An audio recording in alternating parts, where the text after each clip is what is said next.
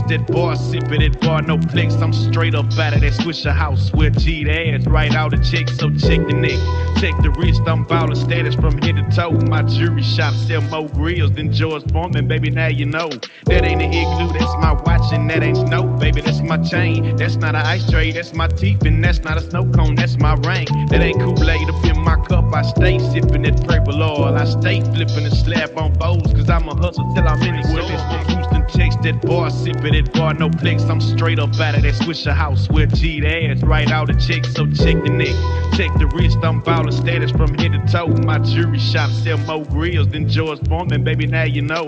That ain't an igloo, that's my watch, and that ain't snow, baby, that's my chain. That's not an ice tray, that's my teeth, and that's not a snow cone, that's my ring. That ain't Kool-Aid up in my cup, I stay sipping that purple oil. I stay flipping the slab on bowls, cause I'm a hustle till I'm in the soil.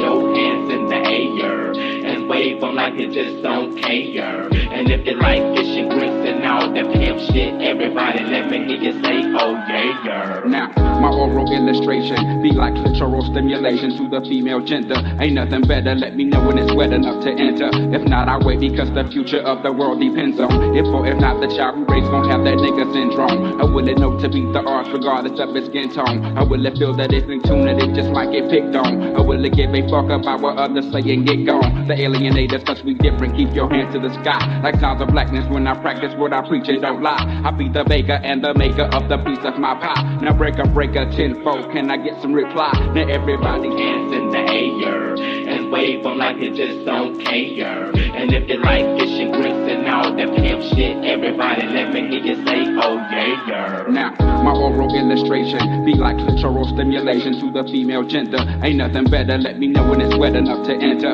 If not, I wait because the future of the world depends on if or if not the child we raise gon' have that nigga syndrome. I will it know to beat the odds regardless of its skin tone. I will it feel that it's in tune and it just might get picked on. I will it give a fuck about what others say and get gone. The alienators, cause we different, keep your hands to the sky. Like sounds of blackness when I practice what I preach and don't lie. I be the baker and the maker of the piece of my pie. Now break a tenfold, can I get some reply? Now everybody say, them bitches fraudulent, you know you the truth. Get 'em close, stop overthinking, these hoes can't fuck with you. Get 'em close, standing on business in these Chanel shoes. Before I let a hoe play with me, I'll go eat some jail. Them bitches fraudulent, you know you the truth. Get 'em close, stop overthinking, these hoes can't fuck with you. Get 'em close, standing on business in these Chanel shoes. Before I let a hoe play with me, I'll go eat some jail. That way, ain't that no parent bag? Jail up, weed up, your parents messed up. Weed, get out, hustle this shit, get up on me, run to nutrition. One day until the day is gravy, that don't mean skin. She fuck a baby on a stalk for a fruit man. Put it walk, give it out, it's that way. Ain't that no parent bag? Jail up, weed up, your parents messed up. Weed, get out, hustle this shit, get up on me, run to nutrition. One day until the day is gravy, that don't mean skin. She fuck a baby on a stalk for a fruit man. Put it walk, give it out. I'm here for you anytime you need me. For real, girl, it's me in your world. Believe me, nothing make a man feel better than a woman. Queen with a crown that be down for whatever. There are few things that's forever. My lady, we can make war or make babies. Back when I was nothing, you made a brother feel like he was something. That's why I'm with you to this day, boo, no front. I'm here for you anytime you need me. For real, girl, it's me in your world. Believe me, nothing make a man feel better than a woman. Queen with a crown that be down for whatever. There are few things that's forever. My lady, we can make war or make babies. Back when I was nothing, you made a brother feel like he was something. That's why I'm with you to this day, boo, no frontin'.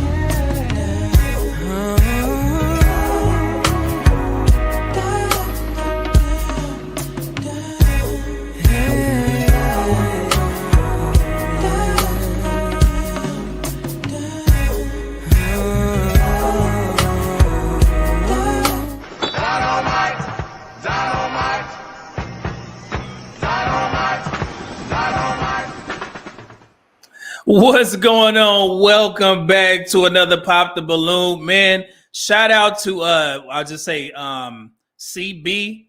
He actually sent me a DM DM to let me know that I forgot about part 2 of FGE Love Edition, their reunion. I don't know if you guys remember, I think about a little more than a week ago, we did the first part of it. You know, the guy that had the long story about how he views the world with the poem. Yes, we forgot that they had a part 2 coming out, and I guess they came out with it on Sunday. So yeah, man, I almost forgot about that, and it's just a good time slot to put it in because I know we got Thursday night football, got a huge game. The Commanders and also the Packers are playing tonight, so I want to get you guys out of here so you can check out at least the second half and up. But this may be a good one because from what I learned from the FGE Love page is that the guy that's on the thumbnail, he's been matching with a lot of girls, and there was some drama going on. So I guess they're going to explain that on the part 2. So yeah, man, we're gonna see together. So if you saw it, please don't let us know. We'll watch it in view in full display together. And also, I'm doing both streams on the Survive For Me and also the Media Man platform. So if you want to send a super chat, you have to be logged into the Media Man broadcast. If you want to send a Stream Elements tip, you can do that from the Survive For Me channel. And I'll go ahead and put the link in here once again if you are locked in on the Survive For Me channel. So I'm trying to get those hours up on both ends, but I seen it was very tough for people to send in, the Stream Elements. So you want to get your voice heard. So I did open up the Media Man one as well. Here you go. I think I got it. Hold on, let me see. Make sure I get y'all. Here we go. So you can either send one through the regular way on the Media Man platform or the Survive For Me. Okay. Here you go. I see you asking Dante Bryant. So yeah, I would say for you, if you want to send in your customary super chat, you can log into the Media Man platform and you can send that, or you can send in, a tip. I got that up right here, so I would definitely acknowledge it on screen so you guys can definitely get full credit because I definitely need the input. Like I said, they're actually in Houston, so this is a good one. If anybody's in Texas, I'm in Houston, so we should enjoy this. If you enjoyed the first part of the reunion, which I think we all did, it was some great conversation. So hopefully part 2 will be the same thing. And also, there was a young woman at the beginning of part 1 that was cussing out people. You guys remember that? But they didn't finish it on part 1. They said it was going to be on part 2. So luckily we'll be able to see it together. So yeah, that'd be good. Oh, and also I did watch the most recent Arlette, Amuli, and BM Pop the Balloon. I don't know if you guys seen it, but this is the second time that they've had a panel of women that were 35 and up. And this is the second time that those women embarrass themselves. They confirmed every stereotype that a lot of men have in these spaces about dating older Black women. And I hate to say that. I was just so pissed off at what I saw. They were belligerent. They were dismissive. They were combative. They insulted the guys. It was the worst episode ever. Like all those ladies. It was just like they felt comfortable doing that. And that comes with age. And it's sad, man. And the dudes, once again, the men have to, pull themselves together and be respectful to these unruly ass women. That was an embarrassing display. I was just appalled at what I saw. So if you guys haven't seen it, please go do so. It confirmed everything. And, and I know people, and I got something for people who say that you haven't dated all the women or all the older Black women or whatever, so you can't make a statement like that. I got something for your ass. I'm gonna put together. I have I'm gonna explain to you guys how to respond to that, and I'm also going to explain how to respond to this foolery that I saw right before I decided to jump on live stream. But yeah, it's a lot of things that I feel is necessary that I need to do a more direct video on demand, so I can give you guys the tools on how to respond to certain narratives or certain things that are placed in these discussions. And one in particular is that one And the same thing goes for women. If you, I won't give it away, but I'm just saying, if you date, 3 or 4, men or whatever, and you determine that these types of men are not good for me, then that's perfectly fine. It would be stupid of me to say, well, you haven't dated all those men. Of course you haven't dated all those men. Wouldn't make sense. You can't. We don't do statistical, outputs like that as well. If you guys didn't, it's extrapolated from a small population of the particular group. Okay. So for instance, when we provide the fertility statistics, right? We don't go to every 23.2 million black men and boys or whatever and ask them specifically, all those people, to get the statistics that we have. No, you take a small pool of that particular group and you survey them, and then you extrapolate it out to the whole population. That is not just done for the black community. That is done for everybody. So I hate that dang argument where people say, well, you haven't dated all the women. Shut up. Shut up. That don't work. Okay. And I got something for y'all ass tomorrow. I'm going to be recording tomorrow, and I'm going to put that in there. I'm going to clip it up and I'm going to put it out so you guys can have something to reference when you hear that in these spaces. First time I heard that, and shout out to this young man, Average Man Unplugged. I remember maybe about 2 or 3 years ago, he was on a panel and he was talking about his experiences with being a passport bro, right? And he decided to go that route. And they were like, well, have you dated all the women? Have you went to every region? Have you went to California? Have you went to Texas? Have you went to New York to date those women to see if they're different? Why that? I almost cussed, and it's too early to cuss. Why would he have to do all that if he already has a sample size of what he don't like? So he decided to go overseas where the women are a little bit better for him. And you asking them, have you went to the, California, the West Coast? Those women, that shit pissed me off so much. But yeah, I got something for your ass. That's what I'm here for, man. And y'all gonna laugh at this one narrative, and I'm gonna educate the black community once again, in particular, black men. Every time. I think it's starting to become a habit that I see more black men pushing back on statistics than black women. I mean, I know that sounds crazy, but they are the only bold ones to put statements out like this with no statistical backing whatsoever and try and challenge, what I've written. Yeah, I got the ass. So yeah, let me get to these super chats. Air Force Reek, thank you, brother, with the $5 bomb. He says, salute media man and chat. What up, though? Since we early in the game, let's go ahead and give you a drop. I'ma just see these and bump into them, put gun to them, run through them, make them dookie, gas station sushi. Yeah. Thank you, good brother. Appreciate that. And we got Dante Brown. Okay, cool. Thank you, brother. With the $5 bomb, said brother double M, peace and blessings. Let me go ahead and get you in there.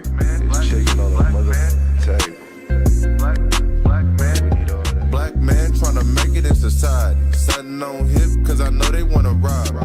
Black man is shaking on the mother table. Black man, we need all that. Yeah, and we got another one from Dante Bryan. I got you on the back end. Where he said, I love AMU. Yeah, I enjoy his content, man. I love how consistent and he stays in his lane, man. I can get all the information that I need in regards to what's going on in these YouTube streets. I typically will watch some of his videos to see what's going on when I get a chance. So yeah, I love what that brother is doing. I wish him nothing but the best. Blessings to him and all of his subscribers. And he just hit 100,000, went over 100,000. So congratulations to him, man. I love to see what that brother's doing. Let's see here. Did I miss any? Cool. Oh, okay. We got Red Room Entertainment in there. Let me get some of the moderators. Said Ebony Dean, welcome to. Oh, okay. Have you been? Yeah, Ebony Dean has been here before. With the silky skin, you feel me? None egregious work. Wow, see, brother, you shot the stuff. They starting early already. Let me see here. Where's Let's see. Here we go. I got Ola in here. Good to have you. Love when the ladies show up, man. It helps me so much because I be tripping off these women, their attire, but the ladies will set me straight. What's going on, CM Brock? You said ready for another episode. Absolutely, brother. We got some good fun.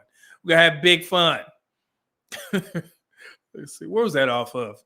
The Cosby Show.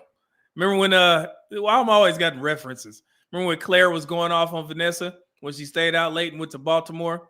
You decided to go to Baltimore and have big fun. Big fun. Uh-huh. She would have got stolen on in real life. Let's see here. Cool. Got you. All right. So let me show y'all this before we get into the pop the balloon.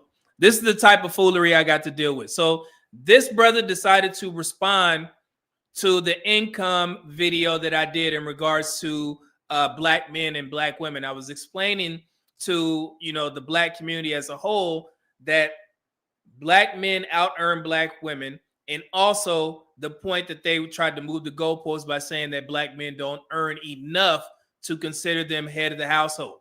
This brother decided to put this on here. Let me show you this. One phase, child support. So he said child support, even though we make more than the difference goes to black women. Recount them numbers. So let me translate for you guys. This brother is basically saying that so many black men have children and so many black men are on child support that even though we do make more than black women, we're giving the difference to black women in regards to child support, so that makes black women earn more than black men. That's what he's saying. This is the type of stuff that the black community thinks up to discredit all the strides that black men are doing. And it's embarrassing because this is a black man. And I was like, why would you say some foolery like that when you don't even know how the system works? You don't know how the numbers shake out in regards to child support, income, so on and so forth. So while we're here, I'm going to leave this foolery up. And let me, black man, boy. Let me go ahead and educate. So child support does not cancel out the fact that black men earn more than black women. Census and BLS data measure actual wages from work, not transfers. And less than half of custodial parents receive the full child support they're owed, with the median being only around $3,000 to $4,000 a year. Okay, guys? On top of that, nearly half of black men over half of black men don't have kids at all. 54% of black men have never fathered children, so they don't pay child support in the first place. Dummy. The numbers are clear. Black men make more on average, and dragging in child support is just simply moving the goalposts. Once again, I've never heard this argument in my life. The reason why the new NSFG data tables say just 46% of black men have children is because of the fact that the CDC shifted. Well, the CDC is going to shift the reporting window to 20 to 49. But the reason why they're doing that is because the black men below the age of 20, they're starting to have less children. So the number has become so insignificant that they're not going to include the black boys under 20 years old. So when you guys see that in the newest reports, they're going to put out some new reports in 2022 and 2023. They're going to survey 20 to 29. And in recent years, from the 2015 to 2019 report, they surveyed 15 to 44. So when you include that additional 5 years, that decreases it to 46%. But when you remove the 15 to 20, that increases black men who have children to 50.3%. And the reason why I'm clarifying this is because I know how the narrative is going to go with the black community. We now see that the majority of black men have fathered children. No, because if you include 15 to 20, that would drop it down to 46%, which it would lower it to about 46%, just like it was in 2015 to 2019. So, and I guess to make things simple, it's actually a good thing that less black boys are having children while young. But it's also going to look crazy because I know how the black community likes to spin these things. Now 50.3% of black men have fathered children. So that means that the majority of black men now have, are now maybe considered deadbeats. You know how these narratives go. So the difference is that the teenagers 15 to 19 overwhelmingly don't have kids yet. So excluding them makes the overall percentage look higher. And that's why it's going to be misleading to push the majority of black men or fathers talking point when you account for the correct age range. Less than half of black men have ever fathered children, which undercuts the deadbeat majority narrative. Okay, so I just wanted to clear that up. And I'm going to report on that here in a second. I'm going to put it in the video on demand just to be clear, because you guys know how the black community likes to run with this. So they're only, again, I know it may sound like I'm repeating myself over and over again. They're in the new 2022 to 2023 reports. It's ages 20 to 49. It's not 15 to 49 like it was, okay? Because the numbers have decreased for teenage black men and black boys who have fathered children, which is a good thing. But in the black community's eyes, it's going to be considered a dig at black men. So I have to be very clear on that. All right. So, I want to go over some things in regards to the child support stuff as well. Do I need to clarify a little bit more so we can understand that? Yeah, this dude is stupid. So let's go over these numbers real quick, or the statistics, so I can be clear, so we can clear this up once again. All right. So earnings versus transfers are not the same.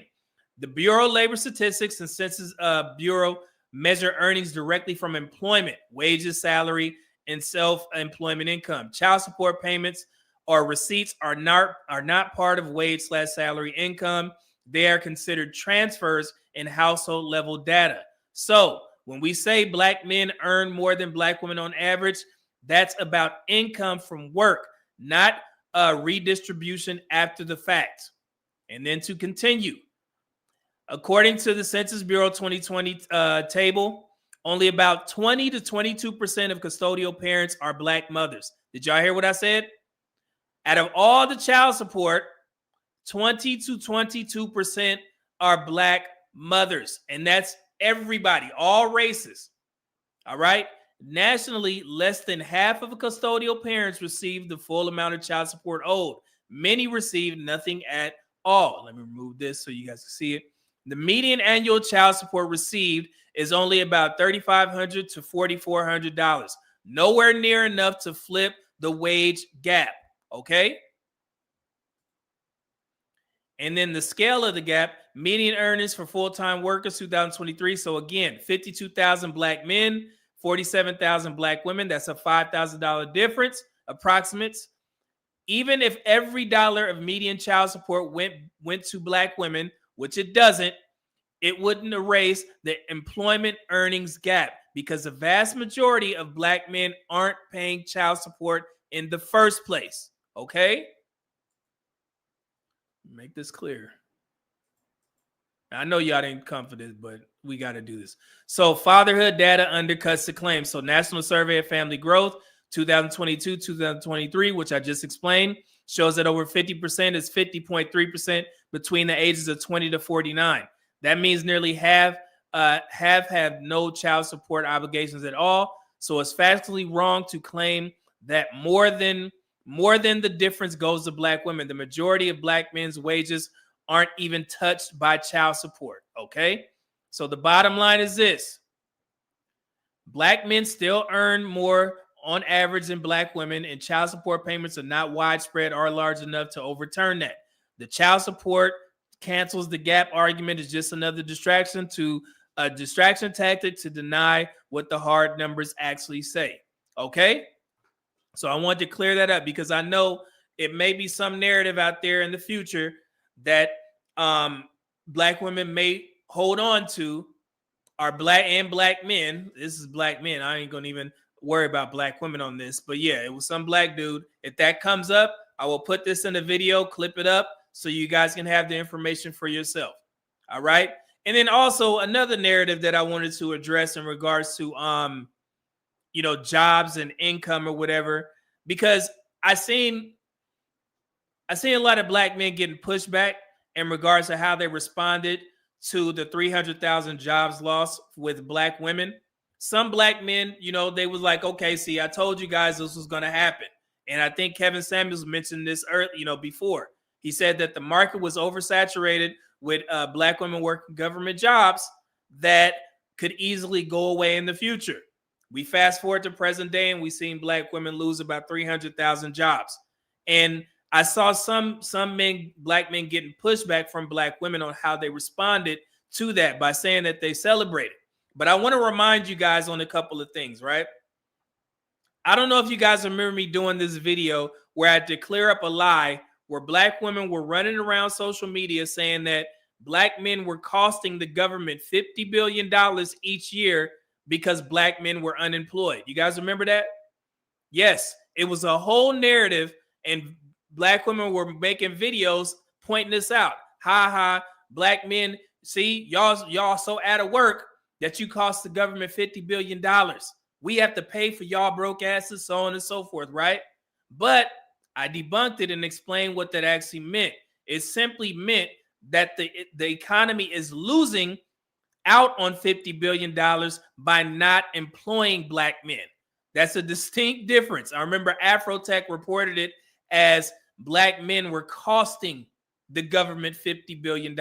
No, we would increase the economy by $50 billion if they hired black men into those positions, but they haven't. So wording it as if black men costed the government, no.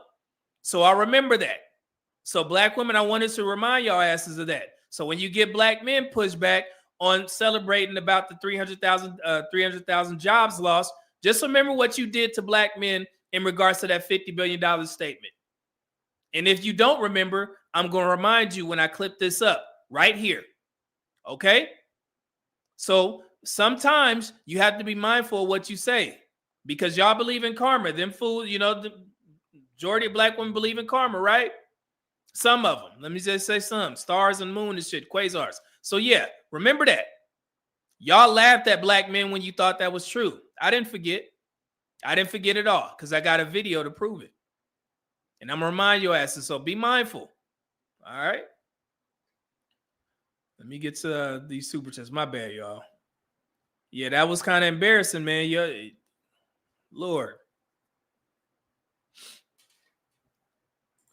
Red Room Entertainment, $2 super chat said, how about those Steelers, Media Man? Oh, you're a Steelers fan. Like the stream, y'all. Yeah, that was actually a great game, man. Aaron Rodgers looked amazing. He's a California guy, so of course he went to Cal. I'm a SC fan, but I support a California boy. So he looked good. And I also like y'all pick up Ramsey. Man, he that was a game-saving play. He made the biggest play of the football game. Yeah, at the end there. That was crazy. So yeah, I love seeing Jalen Ramsey, man. Good dude. Let's see here. And we got Ebony Dean with the 499 super chat says, salute to your journalism. I'm loving the content and insight. You have the real data, not Kendra. Thanks for all that you do, Kendra G. I haven't seen what Kendra D doing over there, man. I got to check her out. It gives me a chance to give the ladies a drop here. Hold on. Which one we got? Here we go. Look, certified baby. I don't even know if y'all can hear this. Baby, I ain't average. Wrap it up and sign me like a package. Piling on the bitch, I am the Mavericks. Erica Banks, thank you, Ebony Dean. I greatly appreciate it. And oh man, NS, man, with the $50 bomb, he coming in strong, brother. You done did that multiple times. Respect, represent, bruh. Well done, man. I appreciate it, man. Thank y'all for all the support. And again, NS, thank everybody for supporting the 90s videos. You guys are enjoying those series that I'm putting out, these video clips. I add stuff to them. If you guys don't know, we do the live streams. And then when I clip them up, I always put like either some funny stuff in there are some context videos to explain. On one of the most recent ones, I have a Loving versus Virginia video in there, a couple other things as well, so you guys can get the references that I mentioned while I was on live stream. So again, NS, man, that makes it all worthwhile to see that $50 bomb, and that deserves a sugar-free. You know, I just dedicate my whole rap style into just talking about a bitch bad, to where, I mean, it's a difference. You got bitches and you got women. You know what I'm saying? And I grew up dealing with a whole bunch of bitches. You know what I mean? So you develop a way to deal with them. And, you know, I like to be known for the one who really gave it to him. Really gave it to him. Thank you, NS. You are currently the show sponsor. I greatly appreciate it, brother. And we got Dante Bryan in there, said, old Buster, $2 super chat. That's wild work. Yeah, Dante Bryan, remember $2 said, oh, yes, I remember. I remember. Let's see here. Dante Bryan, $2 super says, stars, moons, quasars. Yeah, boys in the hood. So, what y'all know about that, man? Y'all don't be getting my references. Let's see. A Steelers. Oh, you a Steelers fan too, man? What's up, Skinny? You Steelers fan too, man? What the hell? We got a Steelers fans. No. We talk. How about them Raiders though? You know what I'm saying? How about the Raiders? Where my Raiders gear? It's somewhere right here. Yeah, we looking good. We better get this win. We in Vegas this week, so yeah, we gonna see what's going on, man. Let's see here. Okay, we ready to go. We ready to rock and roll. I see Benny from Boston. I ain't even put that foolery up here. I go ahead. Benny from Boston, cool. Man, I despise the Patriots because you know I till this day I still haven't watched that Charles Woodson game. Y'all derailed history. That was a fumble. All right, I'm gonna get pissed off. Ola, Cowboys fan here. He said no slander. She said no slander. Man, and the reason why I enjoy watching the Cowboys is because my auntie, rest in peace, that was her favorite team. She used to like the Cowboys and the Raiders. So we used to bond over that. And her favorite player used to be Tony Dorsett. So I am very familiar with the Cowboys' history. So even though I'm not a fan like that, but I do like to see them do well. When the Cowboys do well, football is much better, in my opinion, and the Raiders. So so I do follow them, and I'm actually going to be going to a game here this year as well. I finally get to see the new Dallas Cowboys Stadium. So yeah, so we're going to be out there as well with some friends. It's going to be a good time. I mean, my first game at their stadium, so it's going to be cool. Let's see here. All right, let me bring this up real quick. The Pop the Balloon. Where is it? Here we go. All right. FGE edition, FGE Love edition, Pop the Balloon. Fair use, fair use. And again, if you say some foolery, you may get some jokes. But it's all love over here. Blessings to you all. It's been blessings to that beautiful couple. The young lady, Shawnee Rose. She's currently pregnant. So blessings to them for a healthy child. And I hope everything goes well with Deezy. Beautiful couple, man. I love seeing Black folks strive and do very well. They're doing a great job with the show. Okay. So let's get to it. Fair use, Dante Bryant. If I super chat said I hate the Cowboys with passion, reserved for anime. What? All right, man. See, thank you for the super chat. Let's see here. And let me bring this up. Did I get it? Okay, cool. We already ready to go. I think. Nope. I want to do it like this. Share screen. Bang. All right. We ready to get to it. Part 2 of their reunion, FGE Love Edition. Here we go. Inviting you into my home. I almost got kidnapped. He said that you had a baby daddy that came home from jail that rolled through the window and made y'all run out the house and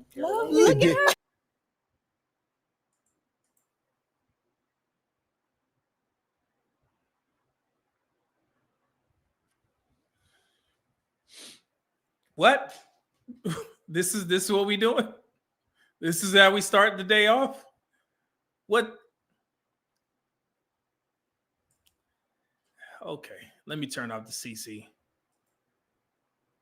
Lord have mercy. This is what we doing. Okay. All right. All right. So I know a lot of y'all been waiting for this one. Miss Lovey, Miss Lovey. Miss Lovey. If we can say we've had any interesting character on the show, Miss Lovey, you definitely earned the award for that one because we got some clips. Let's go ahead and roll it back. I don't remember this one. I'm a CEO. Oh no. Okay, all right. Oh no, you out. Everything out. Goodness. I don't think we reviewed this one. This is episode 3. Yeah, we definitely reviewed this. Yeah, you hanging out. And why did we pop our balloon?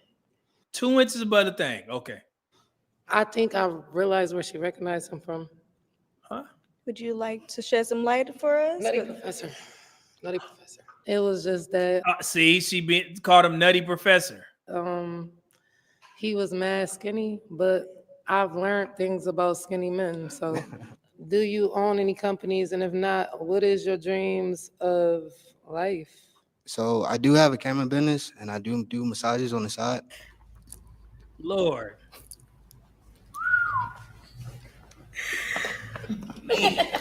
So first, Oh yeah, skinny. Yeah, it was the worst, bro. I'm glad I switched over real quick.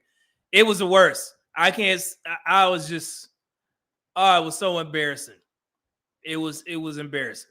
All right. want to say Lovey is actually been on our show the 3rd episode, and she's pretty much the oldest on the show. Yeah, you actually are. Okay, veteran. Okay. So I'm trying to figure out where I should even start with you. Okay, so before we get into your match, because you actually did match, and it's crazy because people had a lot to say while they were watching the show, and they did not think that you were going to. And I believe you were the only person that did match on that episode. Yeah, so before we dive into it, let's run this clip real quick. So this gentleman came out with a lot of confidence, I felt personally. Ooh. And one of the young ladies had said that he looked familiar. They both said it to each other. And when it came to you and you guys are face to face, you were the one that said, I know where she knows you from. Where did you know him from? Nutty Professor. And I'm not about. So why is that funny? Like, see, and stuff like this, you know, they let women get the jokes off. But then if the man responds, he gets flamed in the comment section. I mean, I get it. We supposed to be stoic, but how much shit you supposed to take? Especially when it's, you know, it's encouraged. What did you say to him? I called him Nutty Professor. Like, lady, it's a lot that could be said, you know, about you. I'm a godly man, so I'm going to try and keep it light. But if I was one of these dudes who roasted, hey, it will be curtains for you because I don't need it.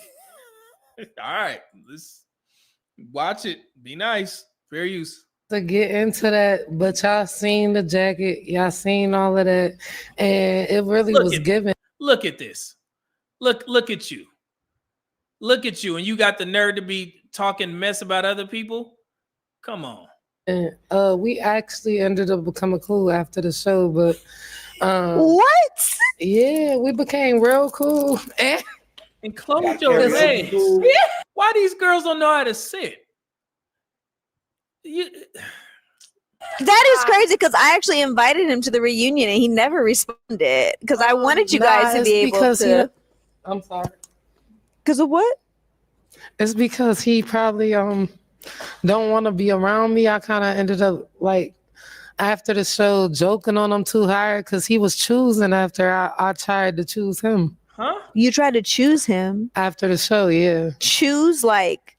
I tried to give him a shot and see what you tried to give the Nutty Professor a shot? Yeah. You said that he looked like somebody your mama would date. Yeah, I was trying to be my mama. She crazy. For a night, I ain't gonna lie. This, yeah. Y'all get to stay away from girls like this. I'll shoot somebody for a night, brother. You playing with fire, literally and figuratively. Stay away. And I don't think I need to say that to the men in the chat here, but just in case there are some young men that come across this video and you like, oh man, that's free booty. She's trying to give me some cheeks, brother. You're gonna have to come talk to me, possibly, if you deal with that woman. And you know what I do for work. I'm a senior public health analysis. Okay? So when you get that call and somebody telling you some results and shit, you better stay away from women like this. Okay? This is not worth it at all.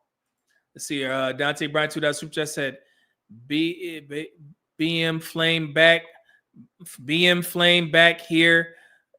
Here come the sassy comments. Okay. Appreciate it, brother. Thank you. All right, let's get to it. So was it a joke for real, or were you being serious? Because now I feel like I was seriously trying to be my mom for the night. See, you know what I'm saying? What he had to offer, but it was giving community penis. You giving community pussy? Oh man. Oh no.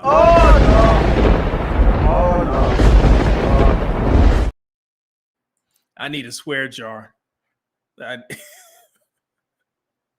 I need a swear jar. God dang it. I slipped up already. They got me already.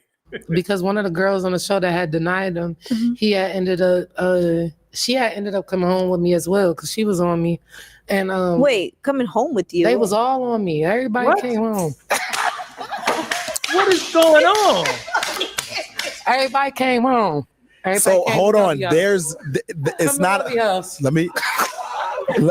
So I'm gonna say a lot of people are not here to defend themselves. But from one of Lovey House, they'll say it in so the comments. hold on. So from one of the contestants that was on the show. Hold on, we're not there yet. Are you talking about the match? No. Okay. Was it? Oh yeah, was it? Hold Yeah. on. Okay. Nope. No. Okay. Well. Nope, I know where you're going with that one. Oh no, we step by step. So everyone tried to shoot their shot with you afterwards. He did. Mr. Nutty Professor. Mr. Nutty Professor did. Okay. So guy tried to shoot us. What dudes be on, man? Y'all, some of these dudes be that hard up. Lord. Skinny, what up though? $2 who just said medium and sexy pink needs reporting. Oh man, I can't do it. I vowed. I can't do Revoidia no more, man. I ain't gonna cook her like that.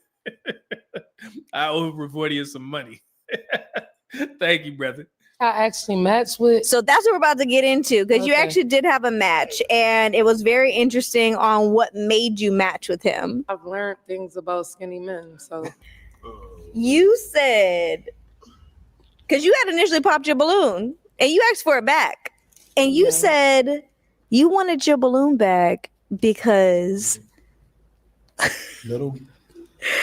big things come in little packages. Yeah.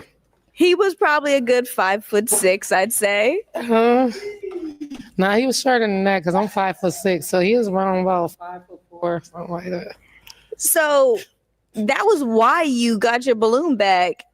Did you get to explore that package? He can't. Yeah, this is she is a perfect example of all money ain't good money. If a woman just giving it away, brother, you know something up, okay? I'm just going to put that out there right now. You can't be just taking everything. And this is where y'all got to be a little bit more selective. I know sometimes you be on a drought and be like, man, let me go ahead and get a little bit. Okay. She going to give you a lot. She going to give you the best that she got. Home will love you too.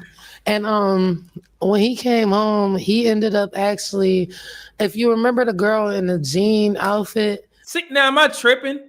I'm sorry, man. Some decorum. Sit right, close your legs, pull your skirt down or something. Lord. They all came to Lovey's house. And what happened was we kind of switcheroo where she had matched up with the guy that I said looked like the Nutty Professor. I ended up matching with him, and the guy that I ended up matching with, she ended up matching with him. What? So it was like that. Like, yeah, at home, off stage, in real life. I'm talking about boom, boom. So hold on. So since we on that topic, like we say, we talked to the our contestants, and I just want to know, he gave us that green light to talk about this in a sense because he brought it to our attention.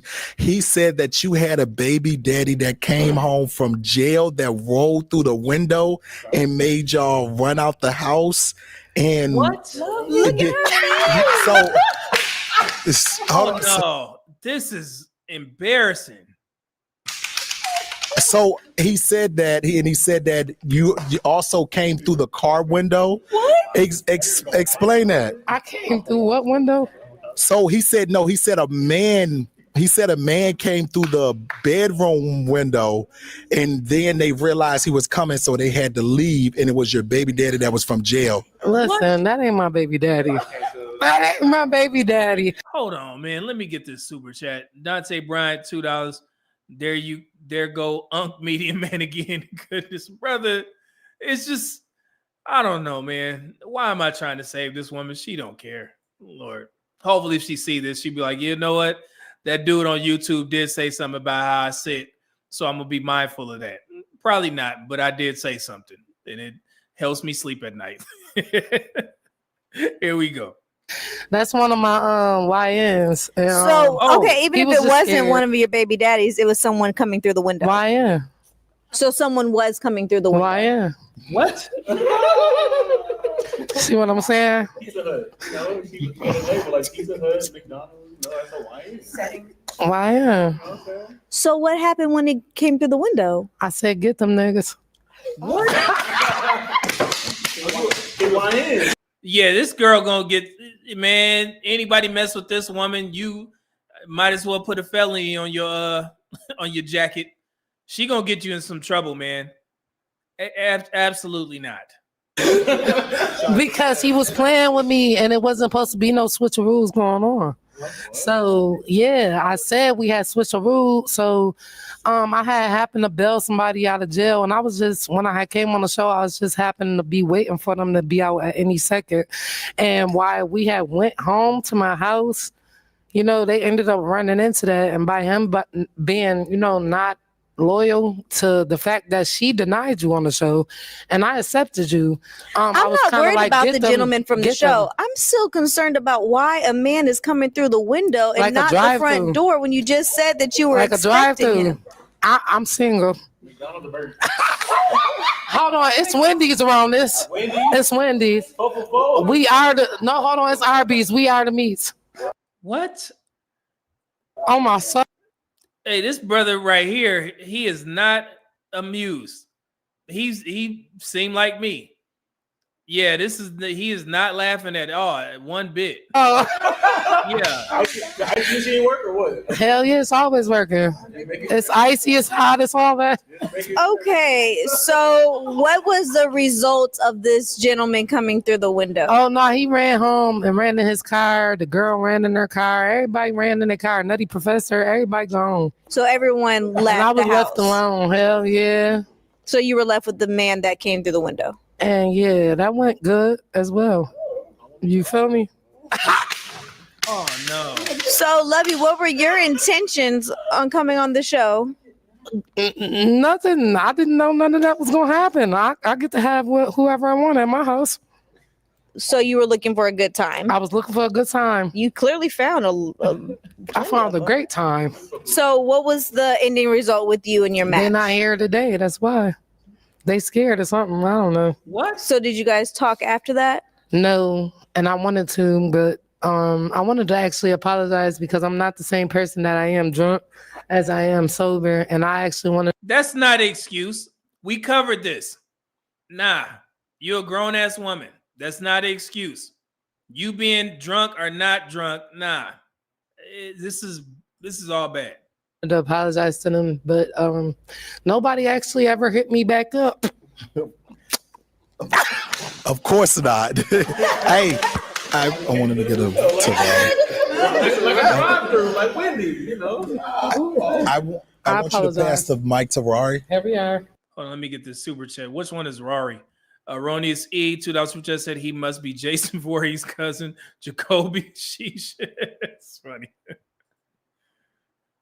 Which one is? Oh yeah. So you know, I'm over here observing and I see Rory. He is hold on, Rory is really, I don't even know the word, but he's embarrassed. Yes. And not embarrassed for him. He's let him speak. Yeah, good, DZ.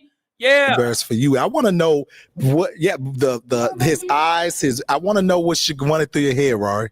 I think some things that's off camera should stay off camera. Mm-hmm. And you know, that shouldn't be nobody's business. Exactly. Especially when the involved parties aren't here.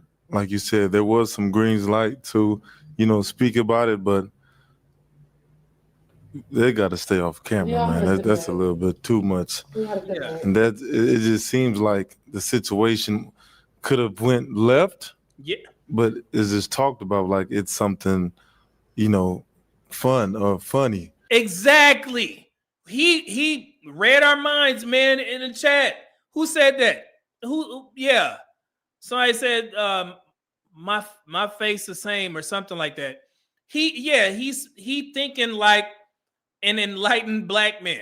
We didn't see too many examples of these types of women getting dudes locked up. So a lot of black men in jail that then went down this road trying to protect the unruly woman. She done started some foolery, and now everybody in jail or somebody passed away, deleted. That could have went bad. So shout out to this young man for calling that out. This shit ain't funny. It went right. When shit that happened to Right. No, I get it. We talking. Nigga coming to something. Right.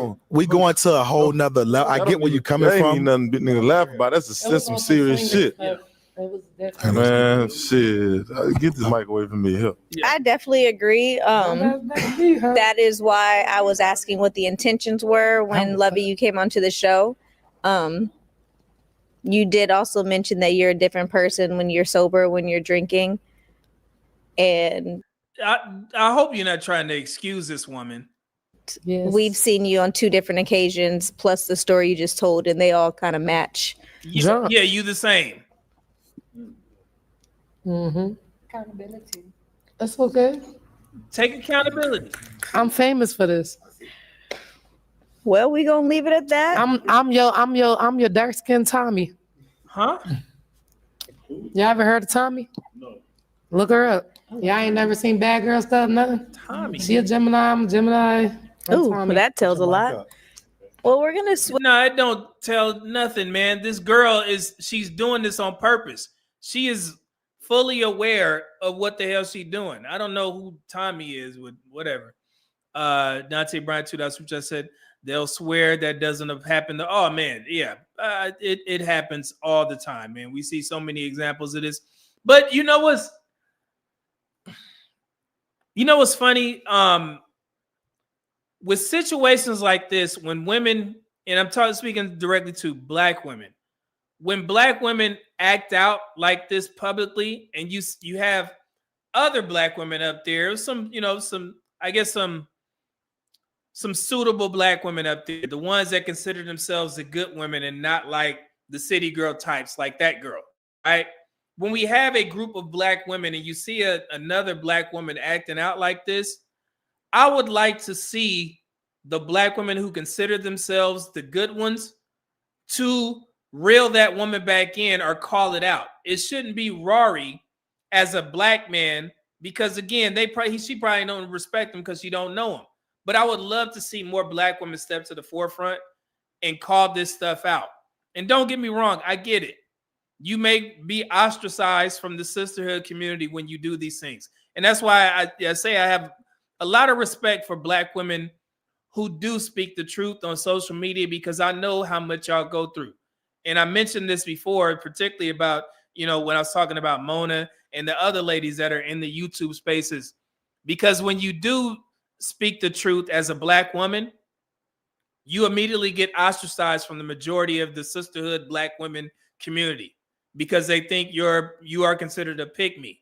But then on our side, when you are, saying something positive about black men are kind of hesitant. They're like, oh man, you may be a chameleon just trying to get some money. So you kind of caught, at a fork in the road. You're at a crossroads. So that's why I say it takes a lot to be a Black female creator who does speak the truth and thinks highly of Black men, because both sides may not respect what you're doing. You see what I'm saying? But I do. I understand it. I looked at this from a larger scale, right? And I was like, man, it takes a lot to do that. Like us, we going to get the pushback. We kind of expect it. But when we have a panel full of Black women and I see some of them sniggling and giggling at this woman's behavior, I would love for them to start speaking up. And that's why that's why Black men have this impression that if you are silent, then that you are essentially agreeing with what those women are doing. So it's hard for us to pick out the good ones. And shout out to the guy Illosophical. Illosophical, he said that on a street interview. Y'all stand too close to the hoes, or you don't even say nothing. So that's why I was saying it's tougher for the Black community to consider me a YN, or a street thug, a street tough, or something like that, as opposed to a Black woman who is dressed nice, but she's silent, and some of those traits kind of linger into lawyers and doctors who are Black women. I just posted a picture of that lawyer who was the attorney for the Young Thug trial. She ended up getting pregnant by one of the dudes who was on trial. So people I see Black women say, well, it's not the Black women that have great jobs that act like this. But then I see one of our senators doing, twerking on a handstand. Black woman. And then I see a Black woman attorney marrying a dude who was just on trial, or having a kid by a dude that was just on trial. So it's tough for us to pick out, even when you have good jobs, it's tough. Nobody's going to consider me, oh man, that's a YN, unless you're trying to be funny or you just don't like Black men. All Black men are the same. But from the way I carry myself and my outer appearance, there's a distinct difference, especially with the way that I move. So I'm trying to explain this to Black women, like, man, y'all got to do a better job of separating yourselves. Everybody cannot be saved, okay? And I want the Black community to get comfortable with that, because we highlight too much of the negativity. That small minority of Black men and women, or Black men and women who are committing crimes, why are they the forefront of the Black community's conversations? They shouldn't. We got to separate ourselves somehow. And I think we champion that foolery too much. So just going back to the original point, I would love to see more Black women on these panel shows. Not necessarily check, because she may, swing on you. I get it, but damn, just, speak out and be like, hey, sis, I'm a Black woman to Black woman, you got to calm down. It's not a good look for you to act like this. I understand that you may be high, drunk, but just be mindful of how you present yourself on social media, because guys like Medium Man may see it, and I'm more embarrassed than anything, because I know how, social media works. They're going to take that one woman and say all Black women. And that's why I tell the quote unquote good Black women, you don't want that woman representing y'all out here, which is what's happening literally across the world. So it's very tough. It is very tough. So it's tough to watch as an older guy, So I know it's crazy. I didn't mean to go off, but yeah. Dante Bryan, $2 super chat. Tommy Lee, bro. I don't know who that is. He said, "Who is Tommy?" I'll look. Here we go again. Tommy Lee. Tommy Lee Jones. He's a great actor. U.S. Marshals, one of my favorite movies. Oh. And The Fugitive. Tommy Lee.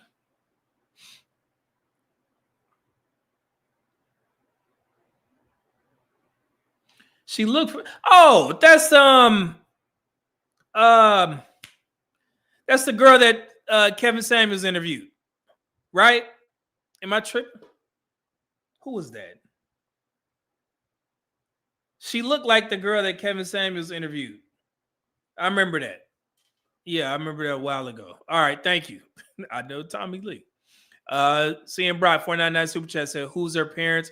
I'll be ashamed to show my face in public if she was my daughter." Yeah, it's embarrassing, you know, especially we in the YouTube space. We know how this stuff go. So Dante Bryan $5 Super Chat said, "Oh, that shit would never happen. They would mob her ass. My cousin got pew-pewed in the foot for doing that one time." Oh, wow. Let's see here. Okay, that is her, Pooh Man. Yeah, okay. Yeah, that is her. Yep, I see. Oh, she was the girl on the Bad and Bougie. I didn't know that. Wow.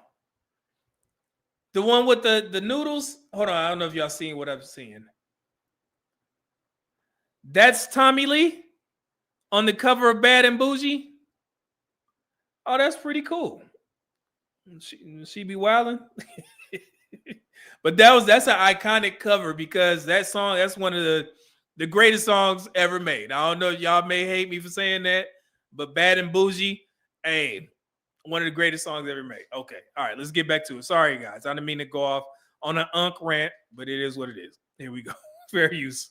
Switch over to a polar opposite type of life. Polar opposite, which is crazy that they end up being back to back.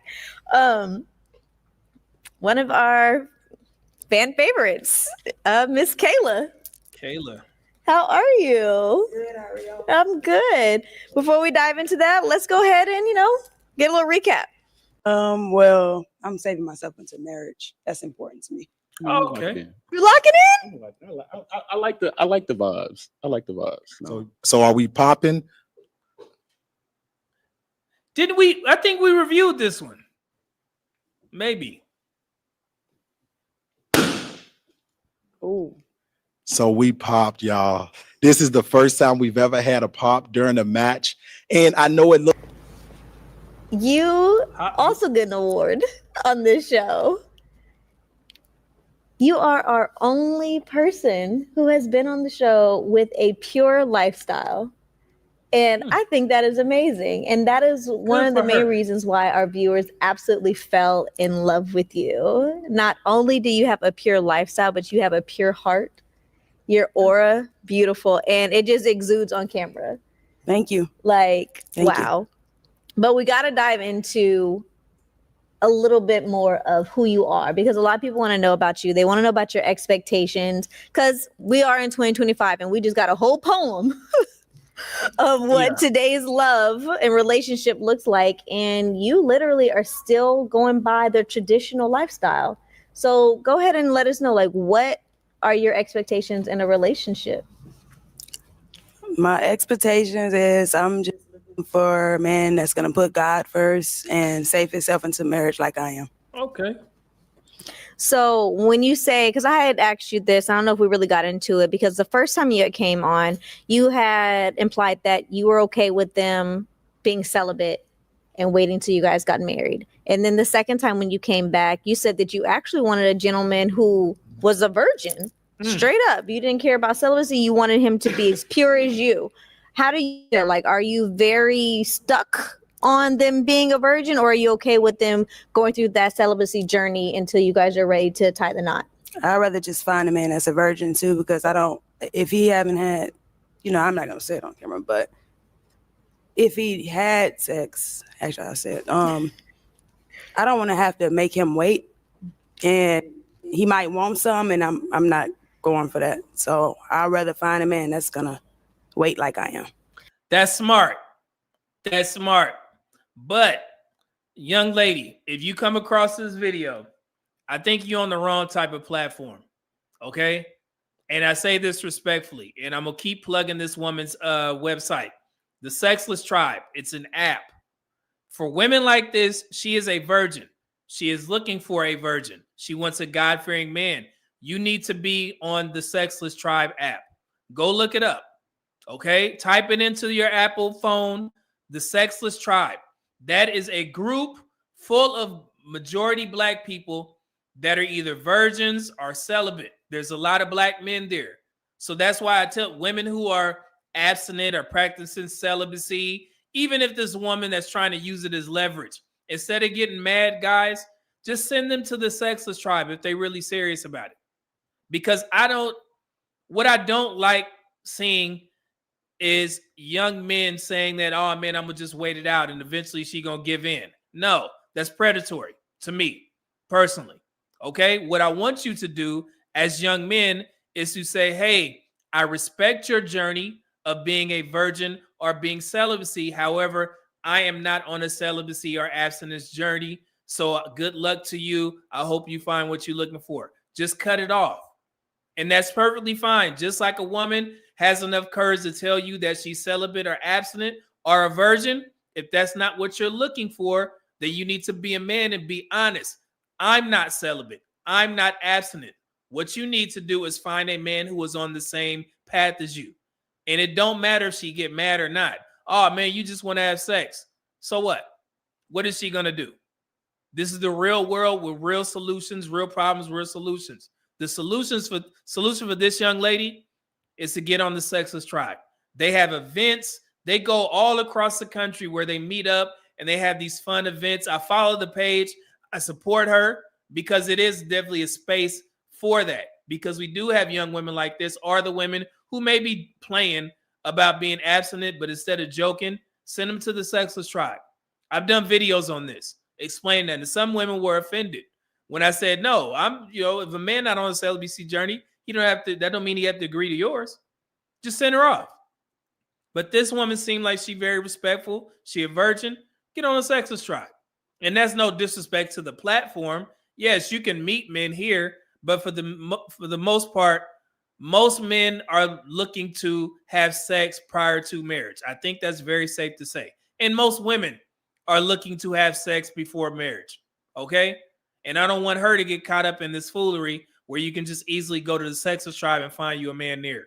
Hopefully I was able to explain myself as clear as possible. Not trying to be funny, not trying to just simply send you off. I just want the best for you. Okay? All right, let's continue. Fair use. So a lot of the viewers, they had this question was, how realistic do you think that is, especially in 2025? And like I said, this poem that we just heard, it's reality. It is. And you are 32, correct? 32. Mm-hmm. Yeah. How realistic do you feel that's going to be moving forward with trying to find someone that's going to follow those expectations in that age range? I know it's going to be hard, but I'm just going to keep on waiting. No, you don't have to wait. You could be active. Sexless tribe. No, he's out there. He just haven't found me yet. No, that is absolutely beautiful. That's how I have to look at it. I do wonder sometimes, where is he at? Hey, it's in God's timing. Yeah, I was about to say she's very big on God, so she keeping that faith, and that's what you're doing. Yes, I'm keeping him first and just letting him guide me through this. And then he's out there; he just haven't found. Right. Let's say, I know it sounds crazy, but let's say 50 years old and you haven't found that person. Are you? Oh, my cutoff limit is 40. So 40 is when you just say forget it. I'm not about to be having no kids. No, I'm saying when it comes to you actually waiting, when it comes to the sex word, let's say you 50 and you haven't found that person, are you still going to be waiting? I'm just going to be still single as a Pringle. Okay. And but again, I said this before. I mean, I like pizza. All right. But if I never had pizza, it's easier for me to resist because I don't even know what it tastes like. Same thing that goes with sex. She ain't never snuck in yet. So she don't know what she missing. So she's like, yeah, I could just go without sex. That's perfectly fine. But I do want her to be active. I want her to be active in the pursuit of finding a man and go to the sexless tribe. Okay? Yeah. So, but yeah, it's easy for her to not want sex because she don't know what she missing. Hell, shit. Before I snuck in, I didn't know what, but then let me stop. Okay, let's get to it. See, I always mess up a nice message with some foolery. See? Are you gonna be a virgin? Yeah. Are you gonna? That's what I'm asking. Yep. Okay. Wait, so hold on. Let me tell you that now. I'm trying to get this straight. You're 32 and you haven't had sex yet? No. I'm not gonna lie to you. It's funny because a similar situation, you know what I'm saying, happened off camera, but I would actually prefer a woman who's experienced in sex. And I'm gonna say this because there's a lot of things in life to where I'm gonna just say physical touch is one of my big love languages. That connection, as far as, you know, how good, you know, that particular activity is, could make me attracted to you in another sense. You know, Yeah, he's speaking like men in these wayward dating streets. Let's see here. Dante Bryan, $2 super chat said, "Don't get Cleveland." Yeah, and that's the thing, man. Yeah, if y'all don't know that phrase is "Don't get Cleveland," is where Brian on the Family Guy, Brian was trying to hold out with this girl, and she was giving him hints like, "Hey, man, I want you to hit this. I want you to hit this." Brian was trying to be a gentleman, right? And he ended up finding Cleveland and the girl in the car sneaking in. You know what I'm saying? So you get Cleveland. I got Cleveland. You know what I'm saying? I was trying to be good guy. And this girl was like, "Hey, man, you ain't going to hit this." She ended up running with somebody else. I was like, "Oh, well, that's what I get for being a good dude." So, but yeah, some girls like that. But this guy right here, he sounds like a typical man on the dating market. And I'm pretty sure most of the women feel the same way. So it just is what it is. So let's continue. I respect the fact that this is rare. This is like the first time I've even met somebody, you know what I'm saying, of your age that hasn't participated in that. But I feel like if I would have sex with a young lady, let's say a virgin, and it wouldn't. Bro, I don't know what you're trying to say, but she ain't for you. This ain't you saying you don't want a virgin. They don't want you either, man. I don't even know why you talking about this. I'm glad that you mentioned that you are a guy who wants sex before marriage. I understand that, but this woman is different. She is rare. She is a rarity. This ain't got nothing to do with you, brother. Wasn't hidden, I would no longer want to even. I can't, because that has to be like, that's a huge part of, you know what I'm saying? Tainted though. That's why you tainted. It's a. You're not supposed to know like until. I think it's a lot of dating inefficiency going on in many areas, and that's one of them. Cause you're really supposed to learn your person, but you know how we give into lust. That's like the last level to master, and for us, that's more challenging than women. And so the reason why we like somebody more experienced is because we've been over sexualized. It's like everything's hypersexual now. It's thrown in. The porn is like regular now. You feel me? So it's like our views, because we done had so much, it's tainted, it's warped. But I see the women shaking their head like, yeah, men are tainted, but y'all sneaking in too. I see the numbers. You can't get shit past me. I see the numbers. I know what's going on with the STIs. Women sneaking in too. Okay. So yes, everything he's saying is absolutely correct. And if you guys go back to our book review of Mr. Nice Guy, Don't Be Mr. Nice Guy. You remember that? We talked about waiting it out a little bit, because sometimes us men, we can rush into sex too soon and you don't know that woman, and that makes it tough for you to bond, because that sex will cloud certain red flags. You may not see those red flags because this woman's sneaking in with you. Especially for the men who are marriage-minded. The men who are marriage-minded tend to be good with women when they're ready to settle down. And that may be one of the toughest hurdles that you have to, jump over when you decide to be a marriage-minded man. You're going to get offered sex during that courting stage, even with a woman who may be a wife. But you don't want to mess that up. And again, it's a fine line that you have to walk, because we just talked about getting Cleveland, because sometimes women ain't ready to wait. And a lot of these women got a maintenance man on the side. So while you figuring it out and trying to, play Mr. Nice Guy, she may be getting her needs met. And then when it's time for you to, try and get yours on, she'd already been tired out. So it's very tough. You have to be mindful of that as well. That's why we can discuss all the answers, but again, you have to put everything into practice, and you have to read certain cues that woman is giving you. So yeah, and I'm speaking from experience. I've touted myself multiple times. I'm not a guy who used to deal in quantity in regards to women. It was always quality. But within that quality, I knew that I was going to qualify for sex early.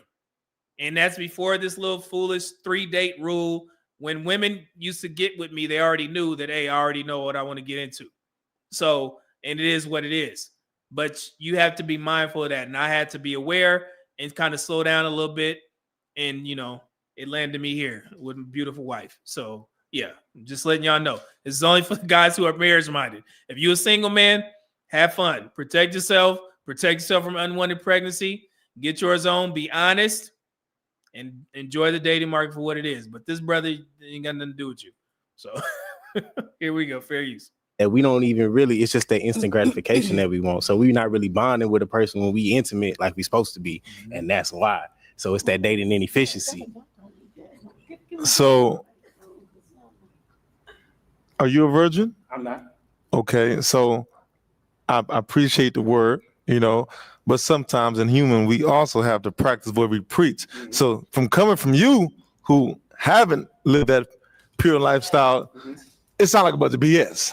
And I'm only saying. Nah, it does. It don't get offended, man. He was just saying, he was just giving some kind words. He wasn't saying that he lived by that.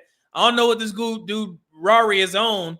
He wasn't trying to take that as, he wasn't taking a dig at you, man.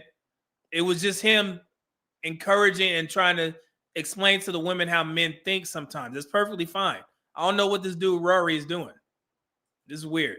Okay. And that because, you know, so it's like I said, I can definitely respect, I respect that so much, you know, but that's just also, like you said, been tainted on it from, so it was not even early on, but just at a young age to where it's like, that's also a part of human nature. You get what I'm saying? Like that activity is the reason that everybody even exists. So to withhold that for so long in 2025, you might not even find a guy that's your type, that you're looking for with all your requirements, and he hasn't done that activity yet. I'm gonna just Well, to be honest with you, you can kick yourself out of the game of running altogether, because she specifically said she wanted someone who has never engaged in that activity. Right there. Thank you, Shawnee Rose. Yeah, I honestly don't even know why bruh got into the conversation. So you he said, no. He said no. So I'm saying you're out of the running. So you're saying that your preference is someone that has engaged in this activity. You're already out the running. Is my point right there.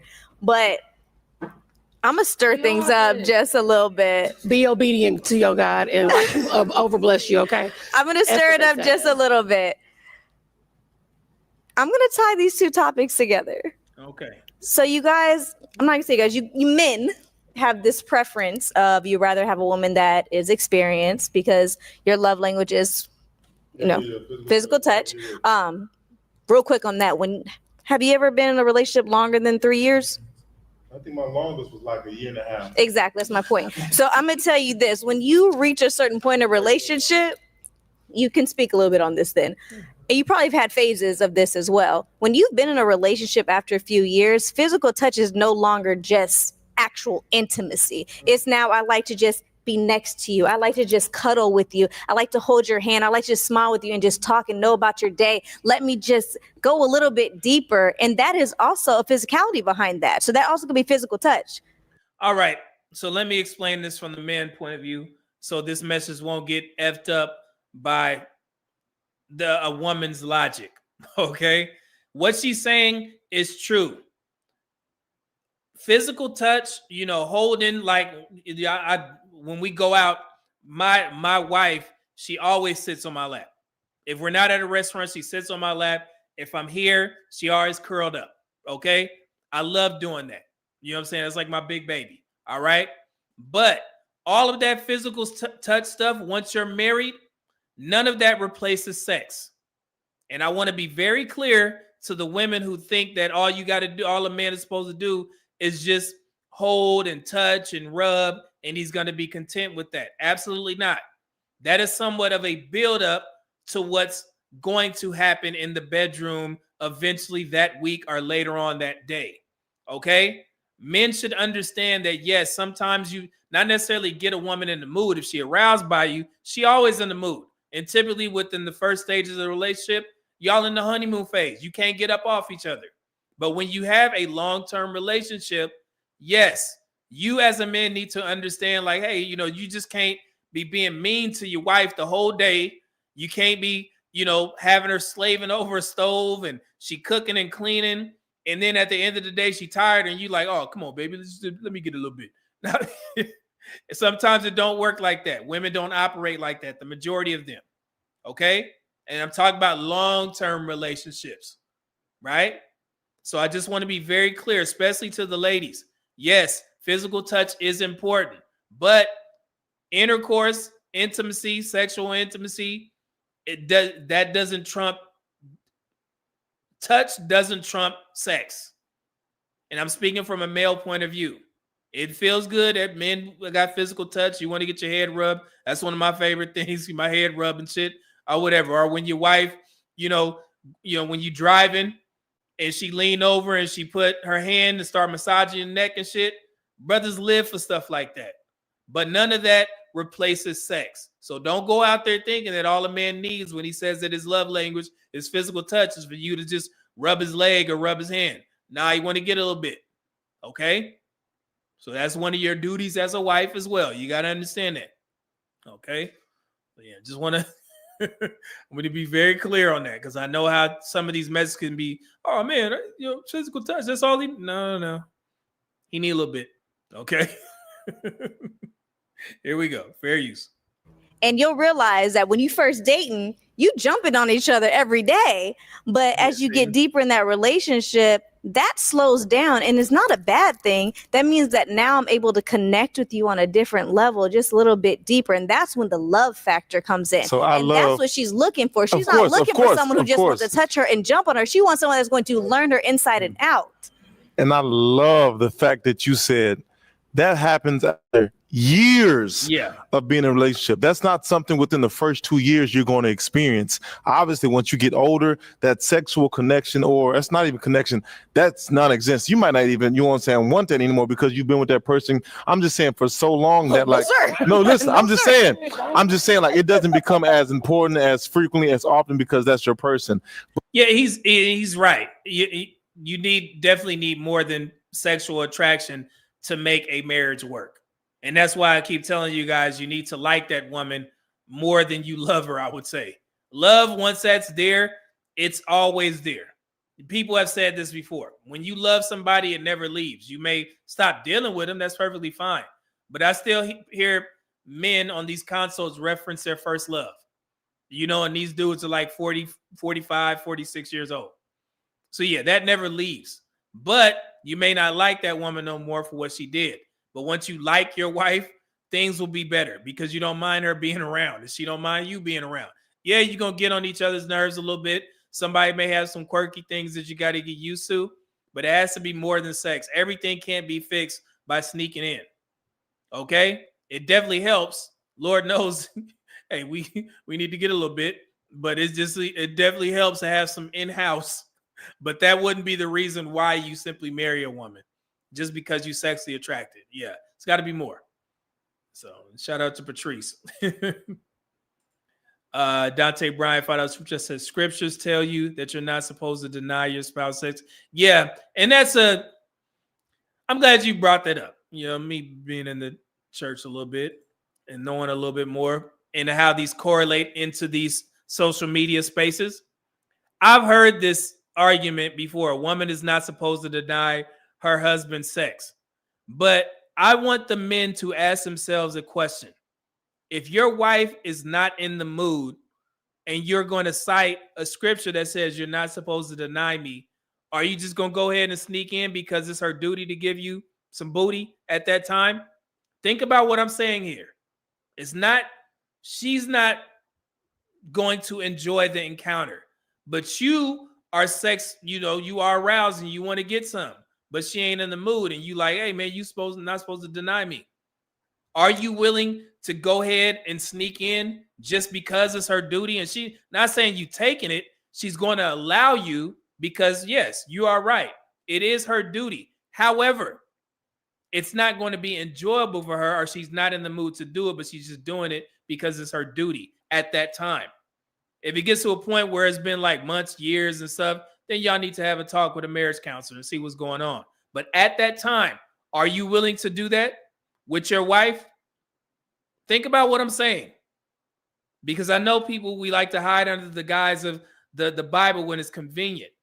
But if it's not going to be enjoyable for your wife at that time, think about it. Because I know this is a social media talking point. Before y'all know that I'm kind of a myth buster in these spaces. I always take things to the next level. Think about exactly what I'm saying, gentlemen. Okay? Make sure. Did I miss anything? Yeah, I missed a super chat. My bad, Skinny. All right, Air Force Reek. $5 super chat said, physical touch is easy for me. When the ding-a-ling is standing up, touch it, pause. It's simple. Got you. Thank you for sharing, Air Force Reek. Pause again. You're a wild boy. Okay. Let's see here. Let's see, Dante Bryant.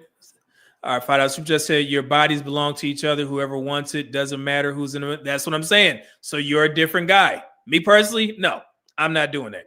Okay, but like I said, if there's if it's months, years, and it's always like, man, I'm not in the mood, or I'm on my monthly, yeah, we're gonna have a talk with a marriage counselor to see what the hell is going on and how we can fix this. And we're gonna do whatever I can to make sure, you know what I'm saying, everything is okay. So I'm not judging you. You just different than me. Okay. Quiz Cortez, $5 super chat said this conversation is a perfect example of why sex should be reserved for marriage. Sex will make it unnecessarily complicated. Plus, obviously, STDs. Yeah, but again, I always cite do we go off the notion of how the world is or how it should be? And today, in present day, how the world is the majority of people are having sex before marriage. This young woman is a exception. Okay. So that's why and this is not saying that you're not right. You are right. Okay. But we have to adapt to what's going on today. Because again, sometimes, Quiz, guys can be on the stuff that you're on. Like you saying, this is why sex should be reserved for marriage. And I agree. Okay. But in today's secular dating market, you may be behind the 8 ball with a lot of these women. They want to have sex.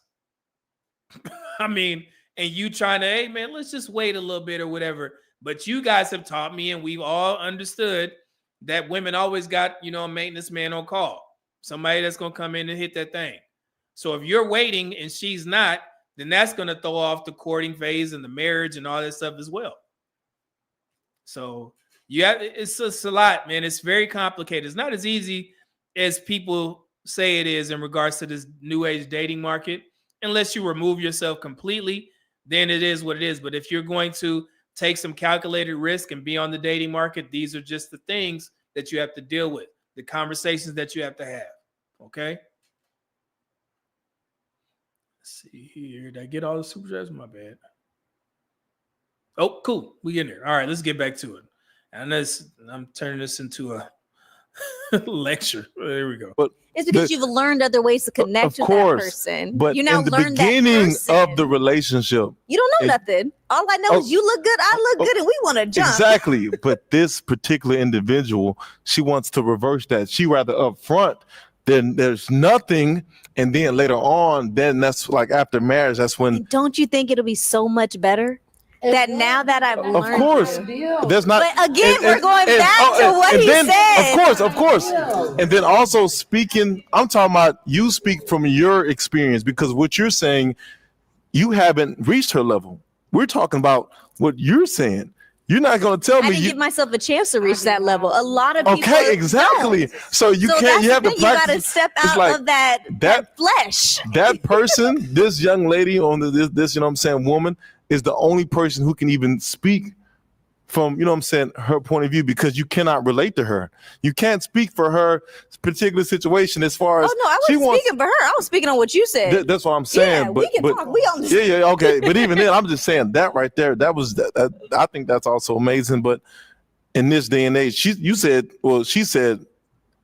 if you had sex, you're done. You're out. Yes. Yeah, she did. Not even. That's why I had asked the You're question telling me on if the realisticness. maybe let's say he had sex once. Bro, why you not getting in, brother? Leave this woman alone. Still out of the equation. One time. Let's drop it. One time. Y'all, we're messing with her obedience to God. That's not y'all fault. That's not y'all. Hold on. All right. That is another really deep one right there. It's crazy. I didn't think this batch would have so many deep topics that we could get into, but again, that's one that it would take a while to really dig into. Did you want to say something I just had real a quick quick? question real quick. I just had a quick question. It's just perspective. And I know you kind of know where I'm going, so excuse me if I don't ask it right. Would you rather a cheating, narcissistic virgin husband or or a righteous, good, God-fearing, every man thing of your dreams, but he's had sex before? Why they always do these dumbass comparisons? That's stupid. Because it's like, I think you're holding so much weight on the virgin. Why are they pressing this woman about her being a virgin? This is the type of stuff I don't understand. That is her choice, man. That you're forgetting this person got to have a character. See, some people think virgin equates to high moral and high character. You know what I mean? I'm just want to give you the perspective on it. Why wouldn't it though? Yeah, you know what I'm saying? And I'm not like, trust me, I have daughters, so trust me, you know what I mean? I feel where you coming from. So ain't nobody bombing on your beliefs. This ain't a attack on your beliefs, baby. Yeah. You know what I mean? It's just like if I smoke weed, you can get on me about, we can go back and forth about that day. You know what I mean? But we feel you, but it's just a perspective. I'm just curious on that. Like, so let her answer the question. You know what I mean? Which one would you rather? A righteous man.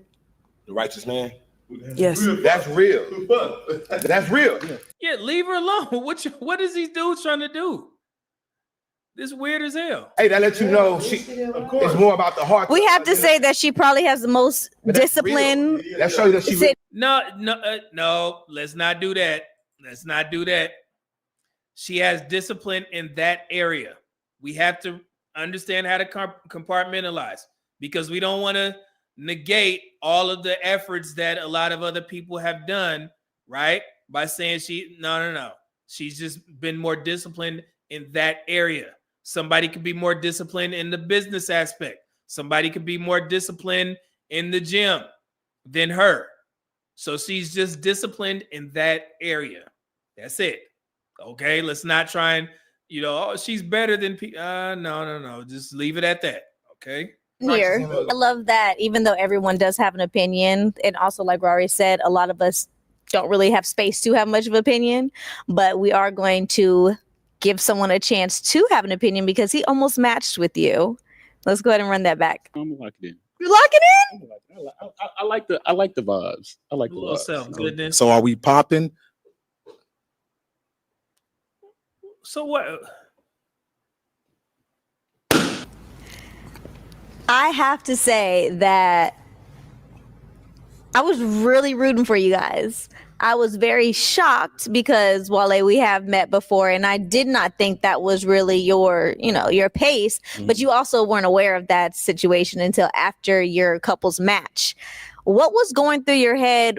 Well, first, Caleb, what was going through your head? Because we had did a spin on that one where you got to hand pick your person. You got to literally just cancel everybody out and said, this is the one I want. And you went straight to Wale. What was it about him that said, this what is happened? the one? He was handsome and he looked like a good guy, friendly guy, and I thought he was a pastor. No lie. She actually did say that. She said his attire he was given. Look innocent. I give she said, yeah. You look like a pastor. Okay. Oh, that's him right there. Okay. And Wale, what made you actually go all the way through with the match? Because you guys got a chance to talk, and she did give, her spiritual view to a certain extent. We had like some relatable topics. She's pretty sweet, nice, and she's very pretty too. So overall, you were sold. Yeah, I liked everything I saw. Okay. So fair use. You guys got to your couples match, Mhm. and you viewers, y'all ate DZ up about this one. You guys literally got mad at him for mentioning something that Kayla actually brought up in their interview. Let's talk about it. So a lot of people in the comments were saying it was wrong of me to tell him that you are a virgin, and that you should have went on a date. So let me clear this up first. No. Oh wait, let him talk. For me and Shani Rose, we are here to help people find love, and we are not trying to. We know what it looks like when you have those flags that somebody don't want. We want to have everything on the table that we can have in here, so we could have an opportunity that out in the real world that y'all may be able to connect. So I wanted him to know that, and then you gave that green light as well with when it comes to that. So a lot of the comments ate me up about that. So how do you feel, Wale, when I did tell you that? Like, you were good at first, you was hesitant, but what was going through your head? Why did you pop? How did I feel when you said that? When I said that she was a virgin. I mean, no disrespect to you, but I wanted to shake your hand because I appreciate you. Nah, because it's not even her. It's just more like it just gave me like past trauma, Right. Because what I had said was when we were talking was also like I had been through that before. So I've been in a 4-year relationship. I feel like we had like a lot of stress, a lot of headaches. I You was in a 4-year relationship with no sneaking in? feel like that issue, that situation would have helped the stress. But we also had other 4 years of celibacy in the relationship? Yeah, no sex. Yeah. Oh, wow, brother. What? Oh, okay. Oh, wow. See, and this is damn, and this is one of those situations where men have to be mindful. He was celibate and in a relationship with a woman for 4 years, and I'm assuming both of them have had sex before, so you never know. Maybe she was getting her needs met somewhere else. And that's damn. And it's sad that I have to introduce that, but I want y'all to be as aware as much as possible. And also, the same thing goes for women. Shit. If your dude saying, nah, man, we just gonna wait until marriage, and you know that this dude was running around in a previous life, that may be tough. So, man, 4 years? Wow. 4 years. You know she's 32, so she ready. Like, you wouldn't have had to wait 4 years. No, I don't like how this conversation is going, man. It makes us look bad. They're centering this conversation around her being sexually active. Nah, she 32. Let this woman get married first to a virgin. Go to the sexist tribe and find a guy. We talking about, well, she 32. She ain't got to wait too long. No. That's not. Nah, I don't like this. I don't like saying this ain't a good look. I'm sure y'all could have. She said no. No, yeah. But see, mind you saying that, I mean, my first time knowing her, I mean, I don't know. I have to get the, Well, that comes to my next question, because I really want to know, would you guys be open to shooting your shot again? No. You know what's crazy? We actually bumped into each other. Like, And then we both ran black. Yeah. She said we both ran black. It's crazy because I was leaving a friend's house and she's pulling up. She's talking about, oh yeah, I stay here. I was like, you stay here? I was like, that's crazy how it's like you don't see nobody, like you've never met them, but when that one time you see them, all of a sudden you see them again. And I think what was like a week or two after we had met them. That's crazy. And then we matching, too. Wait, hold on. Do we need to go get a balloon? Do we need to get a balloon? I don't think they match. I would prefer this woman go find a man who's a virgin. balloon.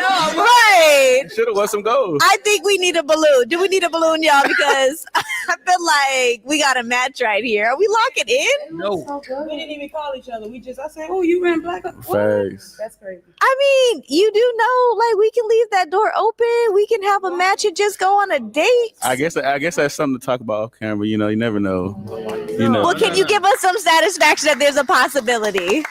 I mean, there's possibility for everything. I'm single. You know, there's possibility for everything. We don't want to force it if it's not there. I understand. You really can't force love. It's something that's created together. Right. So, and that's what I think. Ended to come back running. Right. Back around like. Yeah. I mean, So God that's made me kinda- bumping you for a reason again. And we was like, oh, hey, how you doing? Like, it wasn't no bad blood. We having fun. I'm gonna put her on blast again, like I always do. She did tell us she ran into you, and she was excited. So yeah, definitely, that's what's up. Okay. But I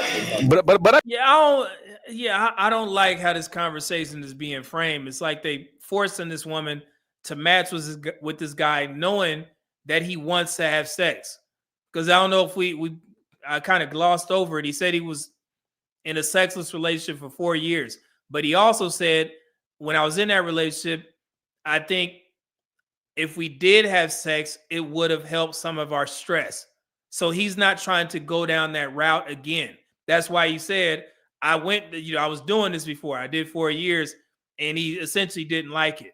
So if he gets with this young woman, it's no guarantee that they're going to end up getting married within the next 1 to 2 years to where they can just go down there and get, sneaking in and stuff like that. No, they're not a match. It's that simple. I got a question though. Yes. I really look like a pastor though. I thought you was a pastor. You look innocent. You take 10%. Look like you preach. Everybody here, I look innocent to y'all. He said the glasses ain't full. See, and he's trying to make sure that people understand that he's somewhat of a bad guy. I'm the bad guy. I look like I don't get women. I don't get no hoes.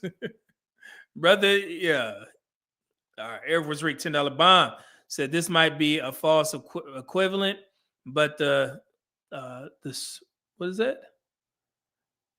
But the Smirgan, virgin conversation is the same as not having kids, especially in the Black community. You're viewed as if something is wrong with you. Yeah, and that's what I don't like, Air Force Reek. It's like they're making it seem like it's wrong. No, she's doing things. She's trying to do things the right way, and it's kind of like forcing her. And shout out to her. She's pretty calm or whatever, but.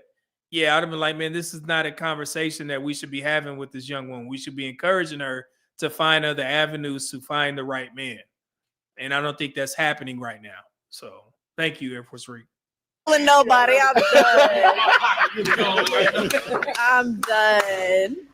Well, before we move on, since Wale does have the mic, we'll go ahead and dive into the other section of yours. You were also on another episode prior to that one with Kayla. Let's go ahead and run that back. All right, and do you have any kids? Yeah, I got 2. 2 buckaroos. There it is. I don't have no kids. I'm sorry. It wasn't time. Oh, I'm so sorry. I've got to be straightforward. I'm sorry. I don't want to waste. Can I ask you a question? What's your question? How many abortions you got? Oh, what the? Almost got. Why did I know you gonna ask a man that? Oh, these comments. See, and this is why that woman who's a virgin needs to be out of these secular dating spaces. It's crazy. None. Mm-hmm. That was wild. Yeah, that's. Baby asked you how many abortions you done had. How did you feel about that question? And she definitely was a wild card on the show. But that's the audacity of her asking that. It goes back to the statistics, because that Black woman is under the impression that there is a significant amount of women who have had, child deletions, which is true. In particular, in the Black community, Black women accounted for 39% of all the child deletions in 2023, I believe. And they only represent 7.5% of the female population. That's crazy. So she's asking like, because it's normal. Wow. As well. Honestly, I was a little speechless. I was kind of trying to see where her head was at with that question. Mhm. I try not to judge. Just like how y'all was saying, keep the door open with Kayla. I kind of kept it open for her. I was just wondering, like, we went on like a little meet and greet, talk to each other after that. I mean, she's a pretty cool person. But I guess she didn't mean it by what people thought. But I don't know. I wouldn't. Me personally, when talking to somebody, I don't know why would you ask that question. It's kind of crazy. Because mind you, I don't have no kids. She has 2, maybe 3. I don't know. Maybe she was telling on herself, but then again, she's not here to defend herself. So you never know. It probably was. You never know. So you said y'all went on a little outing, like what? Yeah, we went on like a little outing. We was gonna talk. We was gonna, get to see. I was trying to see where her head was at. Why she asked me that question. It was really because the comments was eating her up. Like, y'all understand? She was sad at home. Like, we talking about sad. Like, and me, I'm not an evil person. So people can comment what they want. Me personally, I just wanted to be. I could have still been your friend after that. I don't really like. People could have popped balloon. I probably still be your friend after that. I don't care. There was, I think, 3.6 million views on that. 3.6 million views. On that clip. Y'all made that girl cry. Yeah, it was definitely. They see saying y'all made that girl cry. She asked the question. How is that their fault? It happens, and that's why we make you sign those agreements. So yes, definitely. All right. Well, I don't want to say we want to see you back on the show because I would love to see you back as a follow-up of you two. So we're just gonna manifest that now. She is a love. I am a love bug. I call her my love bug for a reason. She just won't love everywhere. Like It's beautiful. I'm not trying to force it. I think because he said it, they just happen to run into each other, and you never know. So yeah. All right. So we're gonna move on to a new one that everybody, when I say, has been waiting for this one. What's going on? I have to say this is a moment, and it's a moment for so many reasons because there's no race here. No, we do allow people to come on the show. I get it, but girl on the right in the dress, close your legs. All right. But a lot of our comments were, they liked him, and then some people didn't because of his race. She ended up matching with him. Came back on the show and matched with him, and yeah, I wanna see exactly, her intel on it. But let's run the clip back first. I already know who I want. Don't get it twisted. Very, very. I love that outfit. Red's one of my favorite colors. Absolutely. So did we want to? No. I just talk to anybody or no? We don't need to. So we just diving right. We diving right into it. It's like you go to a restaurant, you know what you want. You know what I'm saying? Okay. Not traditional, and my parents are. I'm a PK, but I'm a rebellious PK. Hey y'all. Miss Purple. Purple? You were on episode 18, as you guys can see. Yeah, so this guy, he's been on like 4 or 5 different Pop the Balloon episodes. And I guess something happened with this dude. It was something bad. I don't know, but I guess they're going to explain. Here we go. And you were actually a favorite match. Yes. Everybody was so excited about your match, mainly because he was on the episode before you, and he did not find a match, and he actually went through the whole process with someone, and they ended up popping on him at the last minute due to age, as if she didn't know how old he was the whole time. So the comments were eating her up about that because they were very, very upset. And they're like, Team Adam, we want to find Team Adam love. Adam. And boom, the next episode, he came out there with a beautiful lineup and popped every single one of them. But mine. Except for you. And I asked him, I was like, do you want to at least, talk to them for a minute, get a vibe? And he was like, no. I see what I want, and I'm going to get what I want. And that was it. Man, Dante Bryant, $2 just said, The wigga white boy with the little seasoning. Wig, I ain't heard that in a while. So we must know what happened after the match because you guys went on a date, right? These are the We went on a pictures. date like right after the show, like right after we did. He asked me what I was doing, and I was like, oh, I don't really have nothing planned. And I was like, you want to take me on a date? Whoa, whoa, whoa, whoa. What does that say? Hold on.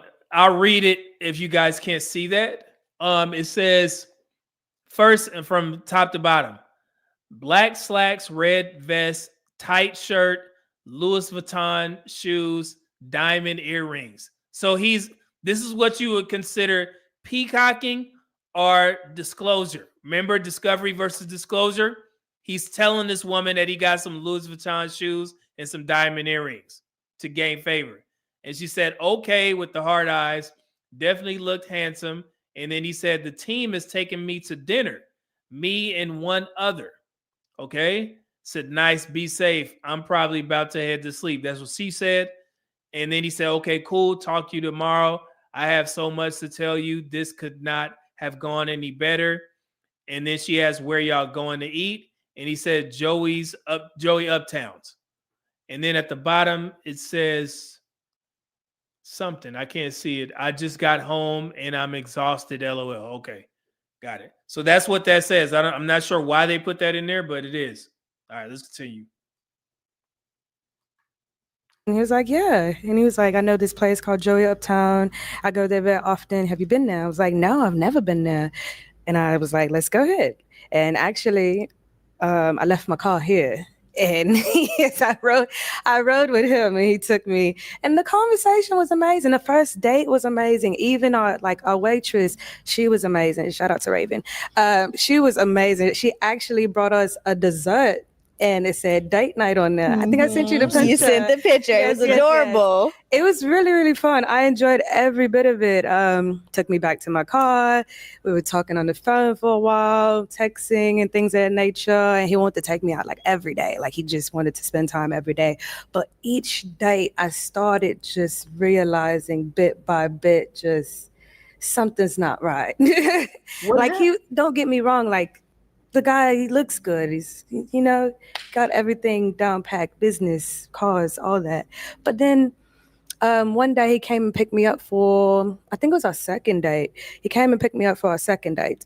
And he asked me what my apartment number was. And I said, oh, no, dear, I'm going to come down. Don't worry. He only waited probably like a good 5 minutes, probably. And when I got down there, he was cool, would hug or whatnot. Got in the car, went to our date. And also, I have like my sister, she has my location. My mom, she really doesn't know how to work the location. So she'll call, text, every now and then. During that mass, we probably was on that date for a good about 4 hours. And during that time, my sister probably called me twice. My mom texted me twice. And he was just like, you're on your phone the entire time. You're not giving me any attention. And I was like, no, dear. And I explained to him, because I wanted to be open with him. I was like, I've actually went on a date with someone and almost got kidnapped, literally. And I couldn't get in contact with no one. So now my family are on edge when I go on dates. When I go on dates. So, okay, we spent a lot of time on communication. I think... And I'm going to shoot them a little bit of bail here. I think this is a conversation that they should have had prior to her doing that. It makes sense. And this is something for the ladies as well. If you've had a traumatic experience in the past and it may affect the date on how he's viewing it, because if you're continuously checking your phone, most guys are taught that the woman is not interested if she's doing that, or is she trying to set up something different once we get done eating. So she not really, being attentive to the conversation, keep checking her phone.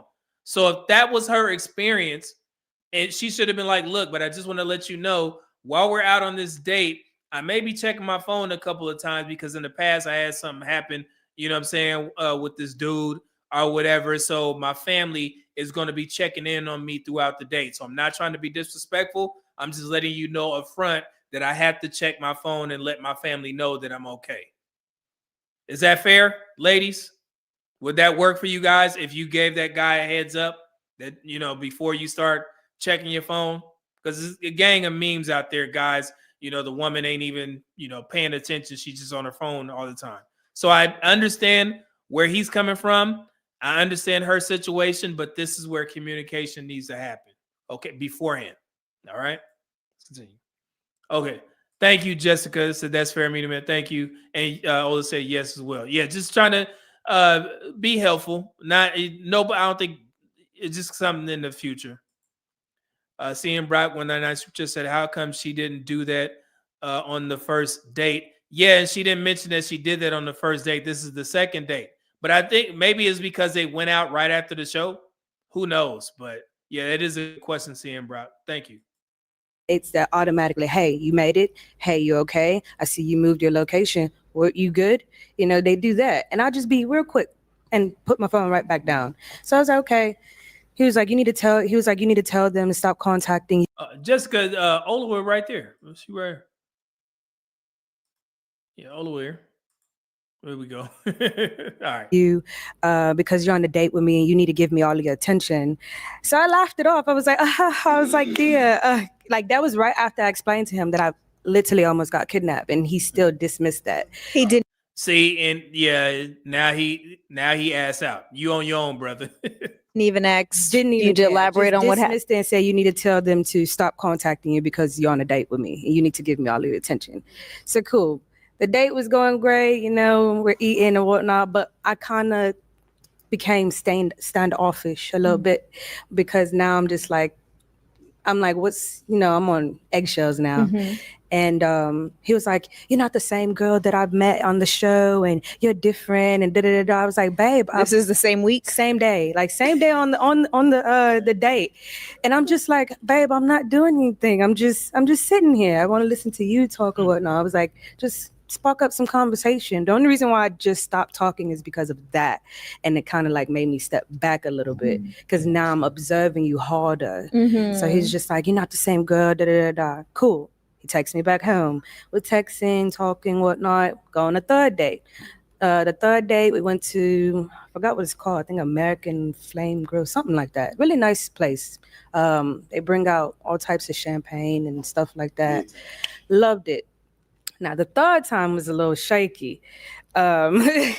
Because when he came and got me, immediately he goes into, you have not invited me into your house not one time, and I'll be outside waiting on you.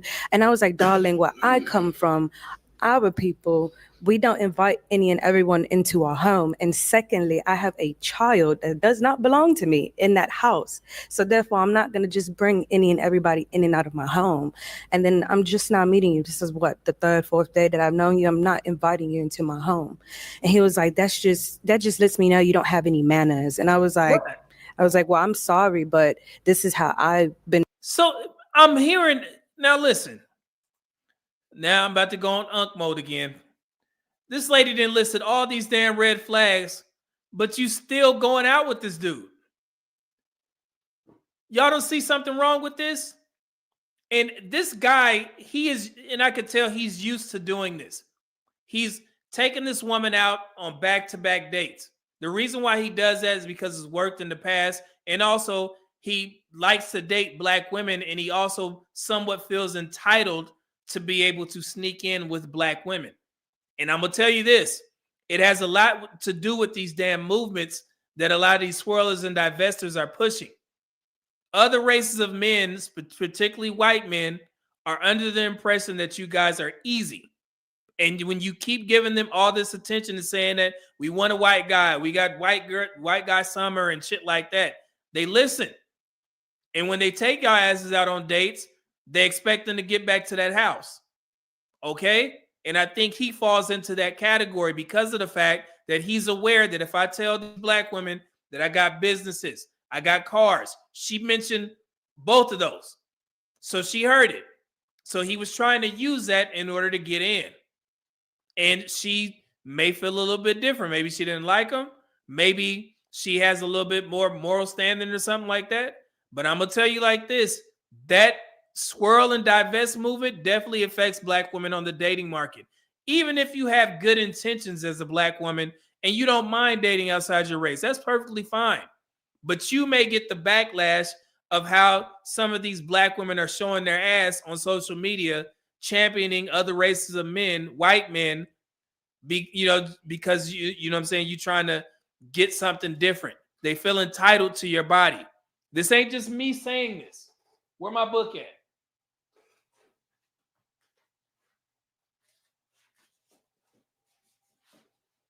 Go read the Dating Divide book. I know it's a lot of black women that want to swirl and all this type of stuff. It give you some insight on how white men view a lot of black women on the dating market. Okay, so again, I'm not against interracial dating or marriage. If it was up to me, yes, I would of course love your black women and black men to get together. But I know everybody got their own difference. You know, they want to do something else. It's perfectly fine. But just be mindful of that. And like I said, man, it may be hurting a lot of black women on the damn dating market. I didn't mean to interrupt, but we'll let it go. Raised, and you guys went on a date every day after the show, so there was no space, and it was just like, what you doing? What you doing? I'm picking you up. See, he's trying to do all that so she can feel like, oh man, he taking me all these places. Now she got to give me some booty eventually, man.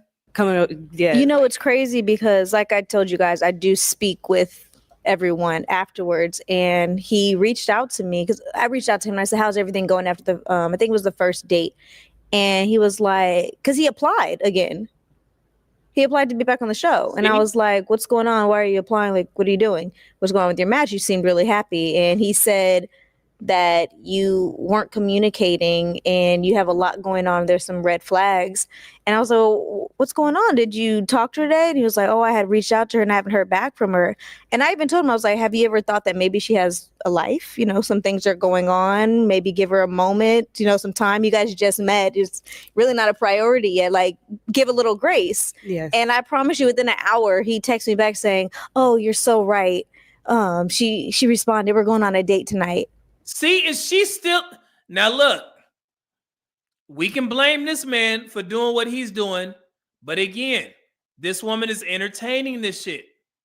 This right here is a problem. I don't understand why these young girls keep overlooking these damn red flags. God rest her dead. I forgot the young woman's name. She just got deleted by some immigrant. Y'all seen the story? Black girl, 19 years old. Why was she getting to the car with some dude and going back to his house? It's a lot going on with that. I seen Shed Sharday talking about this. This is the type of shit that I'm talking about. That's why I always remind black women, y'all need to have some male counsel behind y'all before you start moving on the damn dating market. Your pops got to be involved, your brothers, your uncles. Hell, you can get me involved.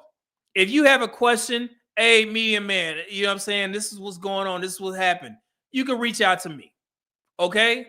Because this shit got to stop.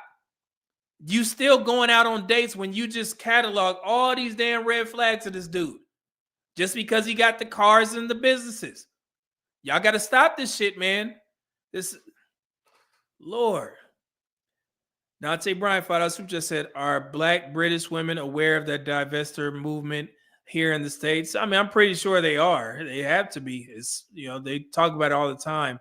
But yeah, man, these young girls, particularly black girls, black women, let me not say girls, black women. Yeah, you got to ask your male friends, not the male friends that you sneaking in with, because he up to no good. He don't want to see you find no love. He's still trying to sneak in. Get somebody that you're not having sex with and ask them questions. I have friends, female friends all the time, while we sitting there on speaker talking to them. How that sound to you? Asking my wife. So yeah, young black women, y'all got to be mindful of this. You got to stop putting this money shit first. All right? Your life could be potentially in danger. I'm not saying all men are dangerous, but I'm just saying all these red flags and you still entertaining and going on dates. I just laughed at it. Man.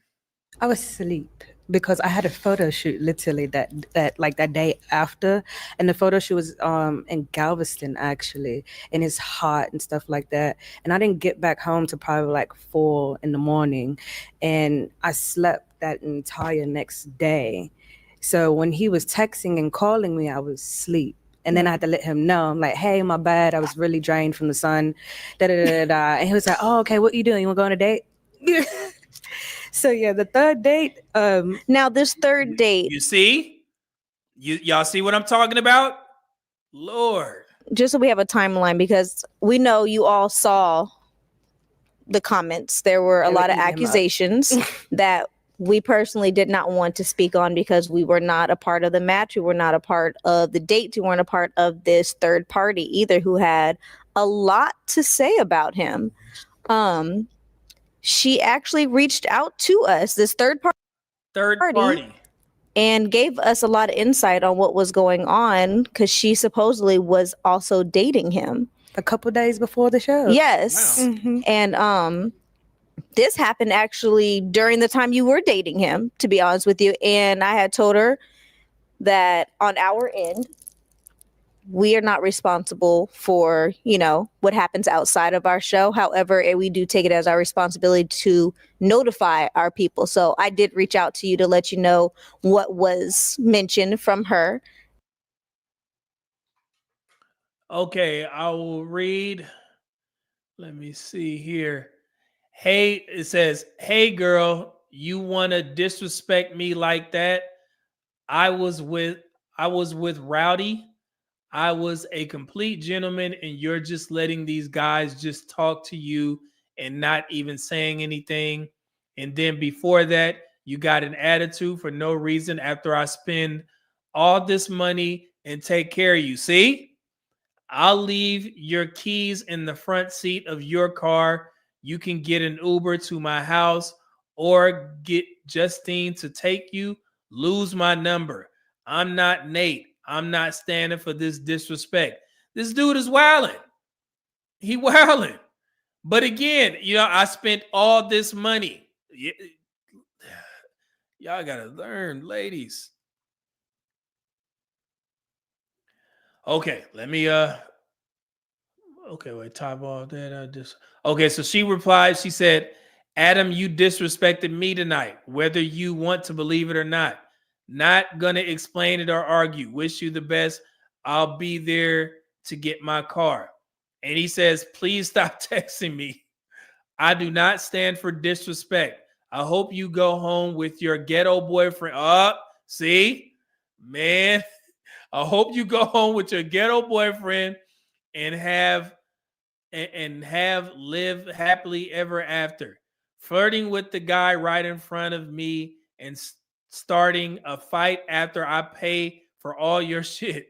Come get your shit and never speak to me again. F you. Wow. Wow. And this is an older dude speaking like this. This is immature as hell. Bro, what the hell is going on? Oh, there's more to read. I mean, I'm reading. Dante Bryan, $2 super just said, how he know who Nate is. Nigerian Nate. So he says, I left your keys in the front seat of your car. Do not even think about vandalizing any of my shit, especially my truck. I swear to God, I will call the cops and file charges on you if any of my shit is effed up. Just get your shit and effing leave. And she says, understood.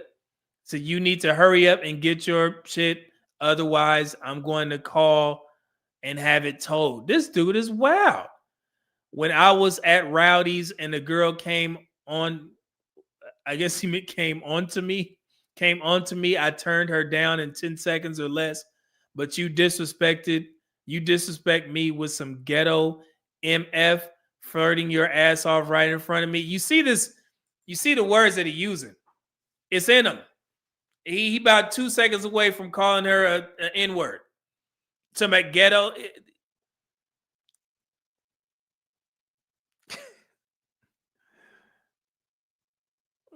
Man.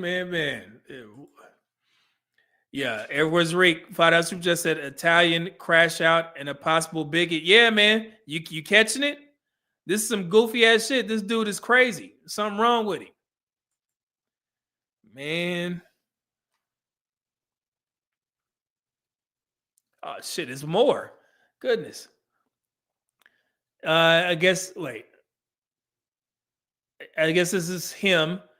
Baby, you're not telling me something I didn't already know. I knew that as soon as your ex-boyfriend flew down. That's why I told you just to be with him. I guess she laughed. And then she said, I've been sitting with a few things and I want to be real with you. There have been some moments like when you said the N-word or keep assuming I smoke weed. Oh, see? That made me feel uncomfortable and stereotyped. I know you may not have meant it that way. He did mean it that way, but it rubbed me the wrong way. Between that and realizing we're just not aligned and what I'm looking for right now, I think it's best we go our separate ways. I wish you well. And he said, LOL, why are you telling me something? I've already told you. I broke up with you last week when your ex was coming down. See? And he, like I said, he didn't use the N-word, and I'm just mad at the woman for continuing to talk to him after he did these things. Is it, I mean, damn, man, you got to be that thirsty? Come on, man. This dude is crazy. Lord. Dante Bryan, $2 just said, them wicked white boys, man, can't trust them. Here it is. Another example. It's always in him. It's in him. And he said it. He coming on a predominantly black show looking to poach black women and acting like a fool. A bigot. It's crazy. God, dog. I'm reading. All right. All right, this is him talking. Pause in advance. Girlfriend, the messages just keep coming. This is crazy. I'm not surprised, LOL. So he sent the screenshot of their DZ and Shiny Rose page. Said, check this out. My show, Top One, got almost 40,000 views in less than 1 day. So he kind of cloud chasing. The two right below got 40,000 views, but it took them 3 days and a week for the other one. She said, LOL, that's good, exciting stuff. So is this another woman or something? And you would move how you would want to move based off of that information given. So I'm going to allow you to be able to let the viewers know what those accusations were and how you handled it, because it was a lot and we couldn't speak on it because we didn't really know what was going on. I was reading the comments, which was so crazy when you guys posted the video and I was reading the comments. I got a text message a day before. The day that it actually happened when he called the cops on her, he texted me that same. Wait, so he did call the cops on a woman? Lord. Morning, because it was like 3:00 in the morning, and he deleted the message thinking that I never saw it. But the thing is, my phone is connected to my iPad, and my iPad is an old version iPad, so when you delete something it doesn't go. So he was just like, hey, I really need you, I just had to call the cops and such and such and such, and she's crazy and this is just my ex, I just want to explain a couple things to you. So he's trying to explain himself. So he explained this before the comments were even dropped? Like, yes, before the comments dropped, he was trying to explain himself, but he deleted the message. I didn't mention anything about the message at all. There were a lot of comments, and I think the third-party brothers, sisters, uncles, aunts. Oh, by the way, yes, I was gonna say, shout out to the FGE fam. Everybody DM me worried about my safety. This young man, he DM'd me too. They were all worried about my safety. Yeah. So and that's good. And they say black men don't protect black women. I've been sitting here trying to give solutions, but I'm glad that young man reached out to see if she was good. But damn, man, she should have cut ties with this dude a long time ago. I mean, God, dog.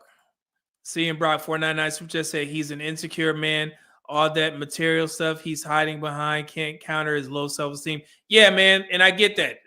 That's absolutely correct. And this dude is crazy. He's definitely entitled as hell. Something wrong with him. This is some crazy ass shit. And you know what I'm saying? F him for saying that the N-word. Who the hell is he? This is crazy, man. This dude, and he's look. Jessica said, and after all this, he went on Love Mountain 2 times and matched twice both times. See, going from show to show, trying to poach black women, man. It's crazy.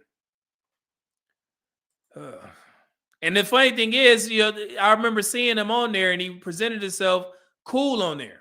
I think I mentioned that. Our supporters is real. Yes. And they were really concerned, but they also was liked Adam at that time. And like I said, for us, like Shani Rose said, she wanted to make sure everything was good. And we didn't want that to happen on our dime at the end of the day still. So we had to, inform you. So just to clarify, because a comment was made on the channel saying that we cared more about making money off of the show opposed to someone's safety.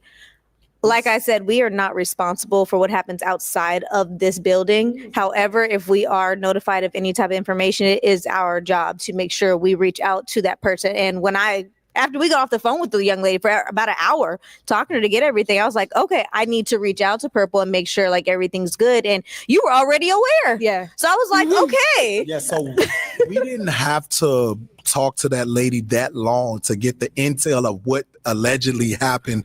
A lot of people, I believe, would have just brushed it off and not even talked to the lady because our show is over. We didn't have to talk to her, but we wanted to make sure that we was on the right track to make sure that it was nothing that was going to hurt you at the end of the day. And we listened to her and see exactly what was going on. And he applied again. So we don't want somebody if it's really happening, we don't want somebody like that on our show. And that's kind of what it is. Allegedly, we're not saying that anything that's true, but yeah.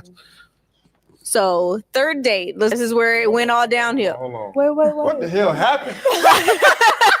Look, so I'm gonna allow her to speak on what happened.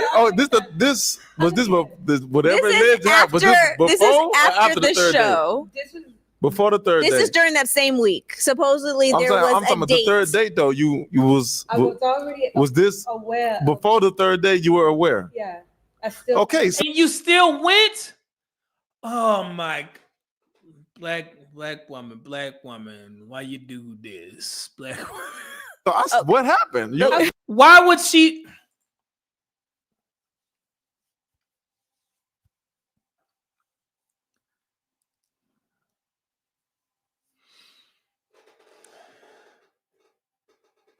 She was aware of all this and still went on a third date with this dude. And this is a part of protection that I think a lot of our women miss. This is protection. Prevention is a part of protection. If you're not going to listen to that, then we can't help you. We can't help you.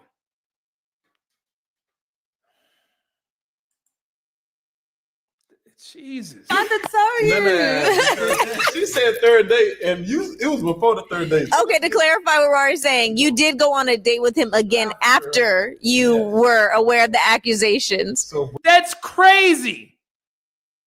Now look, we didn't put a lot on Adam, which is perfectly fine. I'm okay with that. But she got to take some accountability here. This is crazy. My God, boy. What happened? Okay. How? The man showed his true colors. That's what he did. What made you give him a chance to show him, though, if you already knew a little something? People can really, be trolling. It's not even trolling. Let's say, for example, that his side of the story was true. Okay, you want to know? So basically, he took the girl on a date, left her at the bar. She came to his house because her car was at his house. When she came to get the car, I guess they went back and forth, and then he called the cops on her and called her all types of slurs. So yeah, a black girl. He called her. He was allegedly. I'm not gonna say, but he allegedly called her the N-word. Wow. A slur. Okay, that's not saying that is true. That was told to us. Okay, that, allegedly, but still, man, like You heard that as well, right? Yes. That his side of the story is that she came to his house drunk and he already told her, do not come. But that still don't stop you from saying so I was the just N-word. I'm not saying, like I said, we're not gonna say that it happened, but this is what took place. So for us, and there was a lot of people that say he does that, like a lot. Yeah, a lot of people saying it, and you still decided to. Oh, Let me ask you something else. So can we get the hand on the mic? Oh, my bad, babe. So you notice on the second date, this is the second date, right? Where he said, hey, you didn't invite me over yet, right? Mm-hmm. So after hearing that, right, raising some alarms. And then after that, another situation was brought to you raising more alarms. Why were you okay with going on a third date when less than 72 hours of meeting the guy, there's so many alarms that you've seen? Y'all can talk about that later. No, we can't. You be quiet, Pink. No, we can talk about this right now. What made you do that? What happened? Why did you? I give people the benefit of the doubt by that. Sorry, as you guys can see, we're missing some. You really gonna announce to the world that you got a pee? Panties hanging out? What's wrong with you? Someone. We're not going to get into why. We're just going to leave it as that'll stay empty until the end of the show. Purple, I'm going to go ahead and allow you to keep going. I give people the benefit of the doubt. I always look at the good in people, or try my best to, because I've always been judged for certain things that people have said about me that's not true. So I was just trying to give him the benefit of the doubt, even though, like, yeah, I heard about this, heard about that. You gave me a little bit of alarm, but I was just trying to, if he would have got to know me, it would be, okay, I apologize about what I said. No, but he's saying, oh, this dude is a racist, allegedly. Let me just say that. So, I mean, and you like, yeah, he could apologize. No, it's still in him, allegedly. Misjudge you, but it never came to that point. He continued to continue to judge me. Matter of fact, yeah, too. I'm gonna say something after that, but he did continue to like judge me after that too. So date and everything was going well, even though you had some red flags. Where did it go left? When he took me to my first hold down to a country bar. I always wanted to go to a country bar, so he took. So see now, listen to how she's speaking. Come on now, she's enjoying the experiences. He paying for everything, taking her out on nice dates. She's enjoying the shit. She's willing to overlook all that stuff that people telling her ass just because she getting treated. There it is. Listen, I always wanted to go do a hold down. He was trying to put you down. Oh, I was going to say something. All right. Me there. And first he got mad because I beat him in basketball. Like for real mad or like jokingly? No, mad. Like he was really upset, and like we kept playing over and over and over again. And matter of fact, I hit the high score. Mine was 60. His was 35. She playing around. This is irrelevant, lady. What the hell? And then I was like, oh, let's play pool. We played. He was like, no, I don't want to play pool. And I played pool, whooped his ass in that too. He was mad. She joking and shit, and people.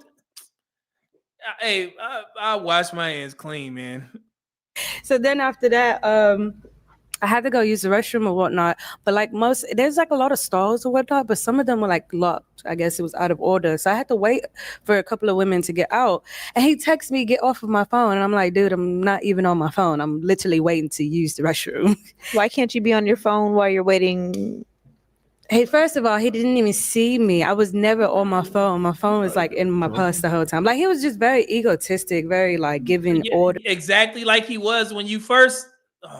And just you need to do this, that, and the third.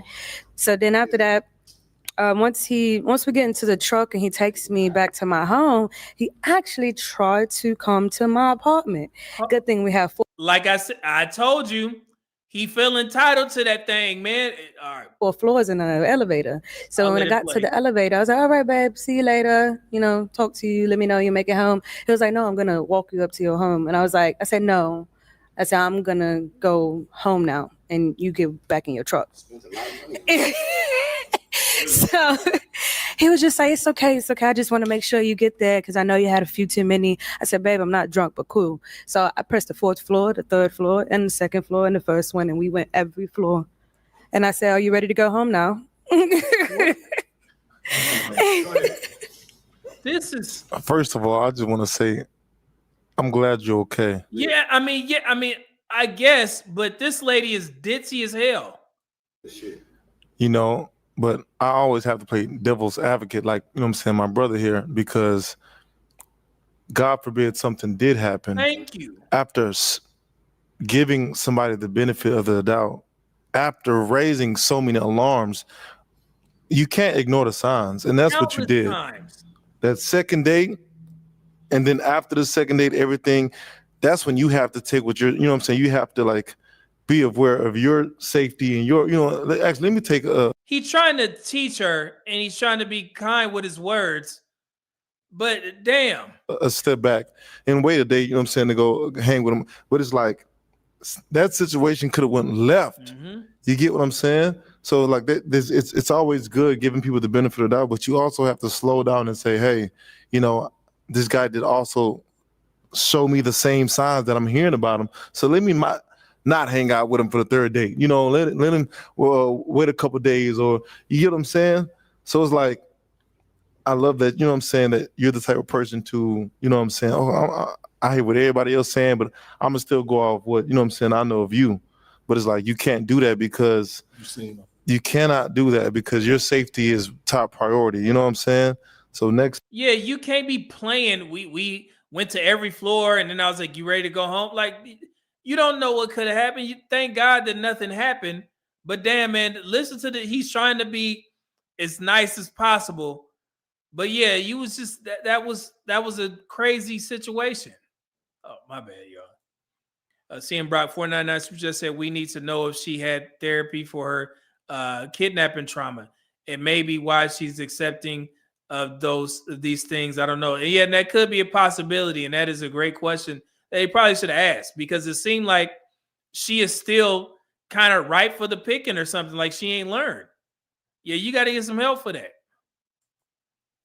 Dante Bryant, $2 just said definitely not the sharpest knife in the drawer. Yeah, you could tell. Like she's listening to this guy and kind of like staring kind of cluelessly.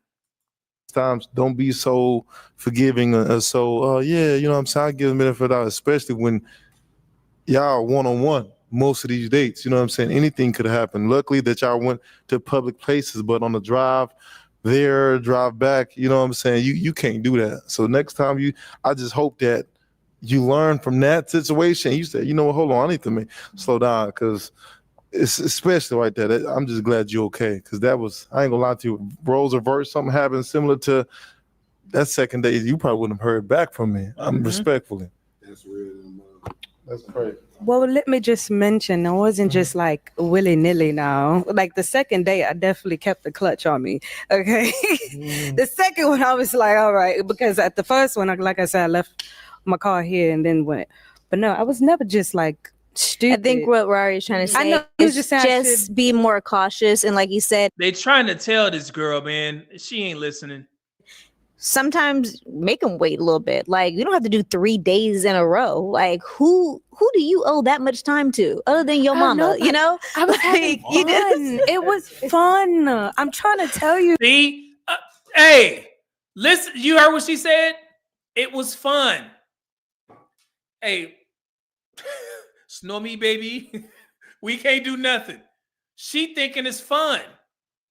I told you she was enjoying the experience. This girl don't give a care. People worried about her safety, and it's fun, yay! Oh, guys, he took me to some nice places. It's great. I told you. Oh my God! Did I read it? Did I call it? Did I call it? Did I call it? The experience. She just was enjoying the experience. She's taking me to these nice places. Media Man Nostradamus. There you go. There you go, right there. I knew it. He's taking me to these nice places. But at the same time, but listen, that's how it happens. You go to all these nice places and they wine and dine you, and they have an expectation because you did not set any boundaries. Yes. And that's one thing that I want a lot of people to learn when they come on this show.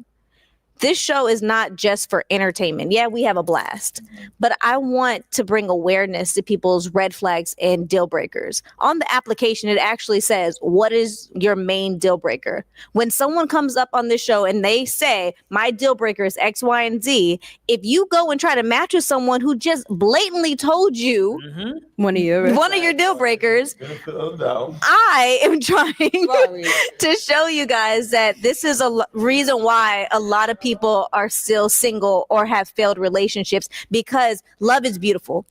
Everybody wants it. We have to admit that. Everybody wants that one person that's going to love them. But what does it cost?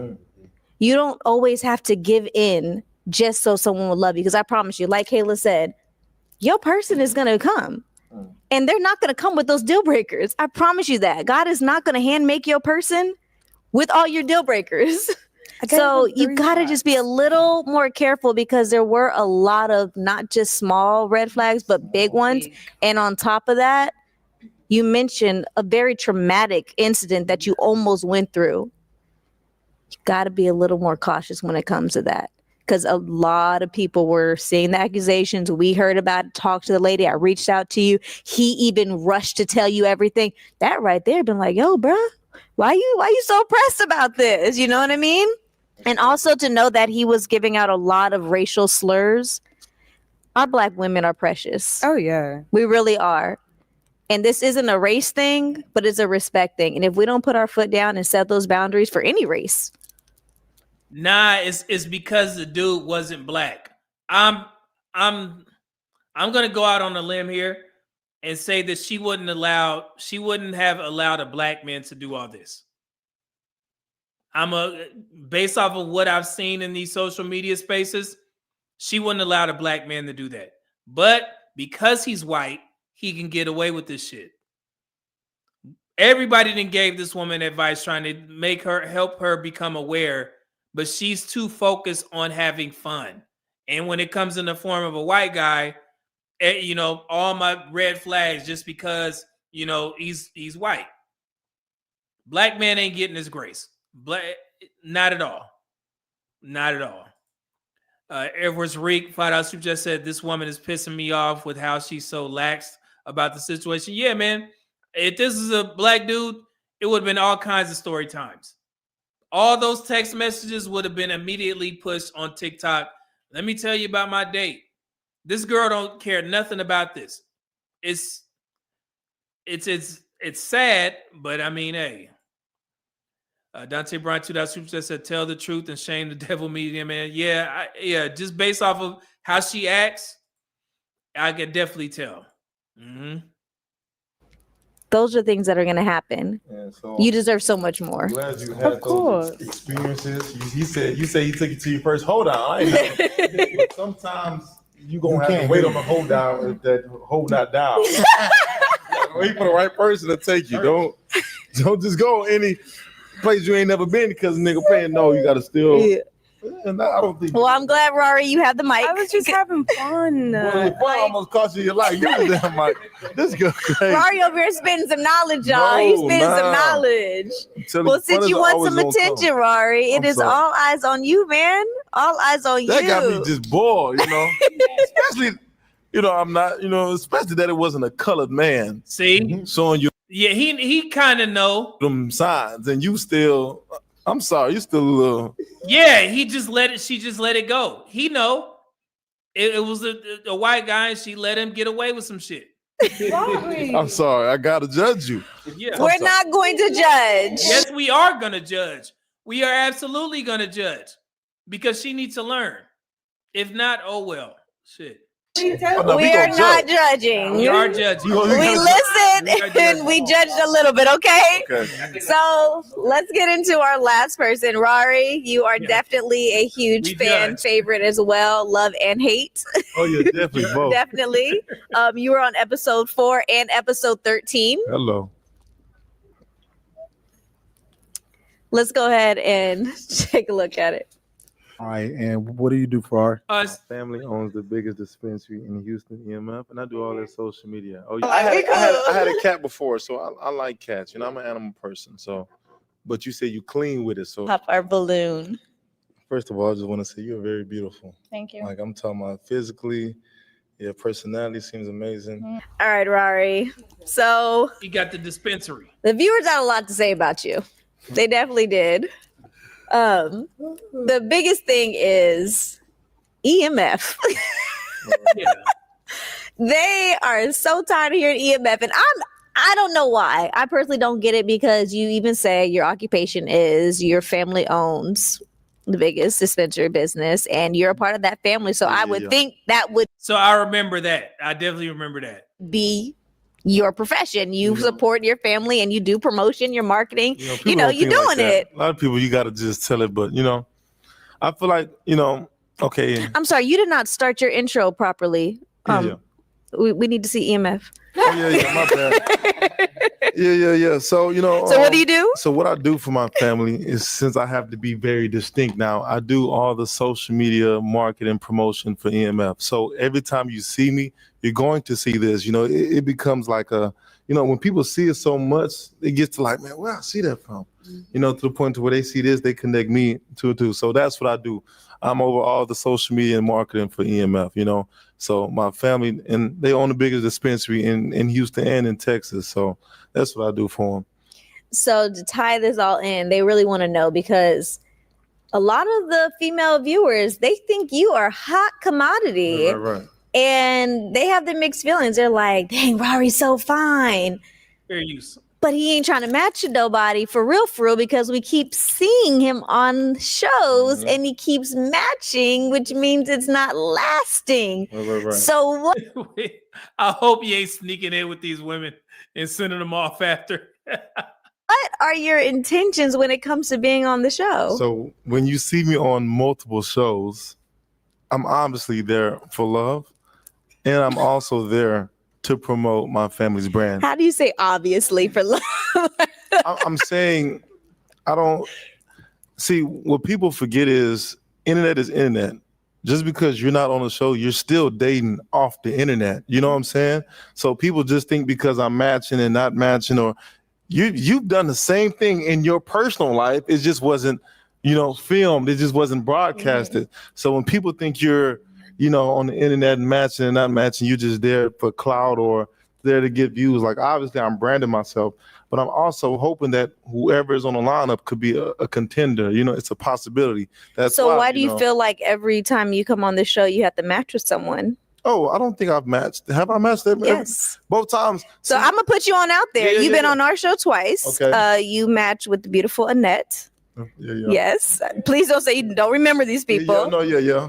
Then you did match again on episode 13 as well. You did. And I'm going to put it on out there. You've been on another Pop the Balloon show. And supposedly you matched with two. I believe they were 18 and 19 years old. What is this guy doing? Hey, this dude running through him. Yeah. So. Nah. God, Hold on, don't do that. No, you did me. Don't do that, because that's about 4 or 5 matches, right? And I'm pretty sure every woman in this room has been on 6, 7, 8 dates with different guys. So let's clock it right there. Hold on, wait. Well, this is all in one month. Why we bringing? Let's clock it. Hold on. No, I'm saying dates, or just, what I'm saying. I'm not saying sex, or what I'm just saying, you probably went on multiple dates with multiple guys. That's all I'm saying. But You know, 3 back to back. Go ahead. Oof, let's not even talk about it. No, I was hearing the story. Yeah. But with, what I'm saying, with the first match, Annette, she didn't give me any reason to pop. And when somebody doesn't give me a reason to pop, I'm not just going to pop. You get what I'm saying? She did give you one good reason. What you call it, the kid? Yes, because that's one of your deal breakers. Oof, yeah. okay. But you just fell in love when you saw her little bubbly spirit. When you He fell in love. No. Let's call it what it is. He liked the way the woman looked, and his deal breaker was kids. But as I stated before, with these young dudes that don't have kids, they know what single mothers are useful for. So his plan probably was to try and get a little bit and then run off. You know what I'm saying? So that's all it was. He ain't slick. You was willing to play stepdaddy? It's not even stepdaddy. When you've experienced nothing but just bad aura and bad energy, sometimes you just need to be surrounded by somebody positive.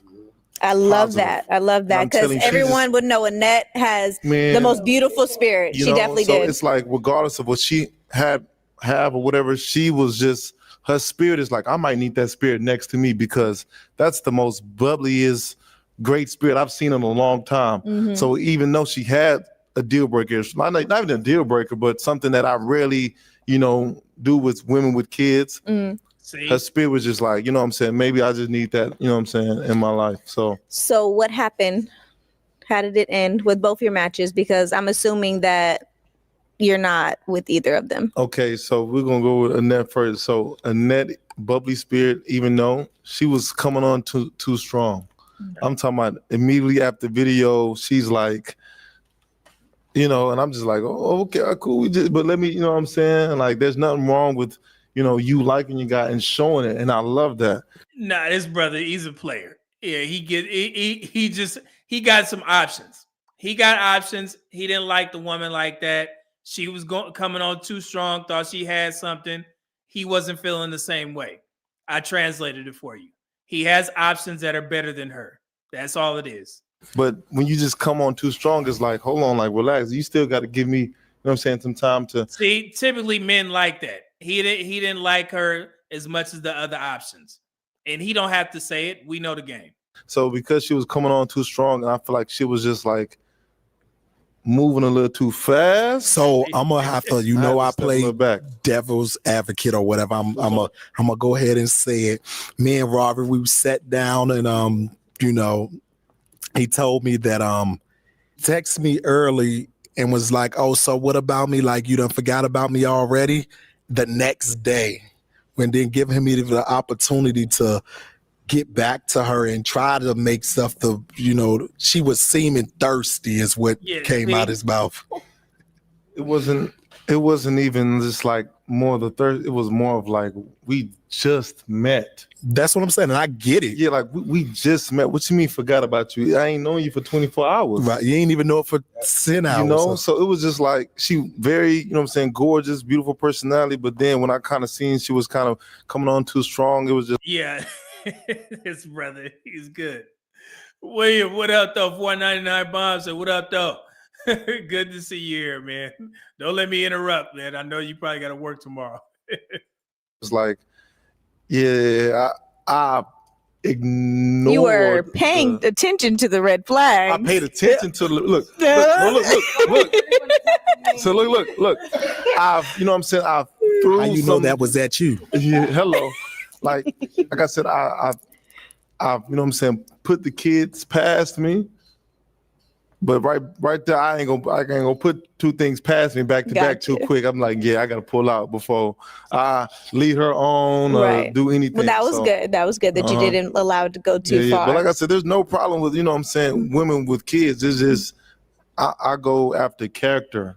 So I feel like kids is a character. It's character choices you've made in your life, especially if that's, not the person that you're not with long term, so.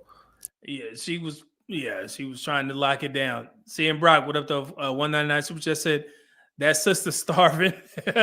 Yeah, she was trying. I mean, she a single mother, man. She thought she had something. Goodness. That's why I feel like kids with women with multiple baby daddies, multiple kids. Ooh, I might have to stay away from y'all for sure. Yeah, that's perfectly fine. Yeah, you have that, brother. You have no kids. Even if, let me say something real quick. He's on social media and he's saying this, cool. But at the end of the day, they're gonna leave the show and he can date and remove whoever he want, out of his dating pool. And that's one thing I don't think women understand on social media. No matter how much pushback you give these guys or you give them flack for not wanting to date single mothers, at the end of the day, how are you going to vet the women that they entertain? That's that guy's decision. And women, what have we learned on Pop the Balloon? Women with no kids don't want men with a gang of buckaroos running around. So that's perfectly fine. People on social media have to get comfortable with understanding I'm going to do what the hell I want to do once I log off. I'm just entertaining these questions and conversations because I'm here. After that, F y'all. Let's go.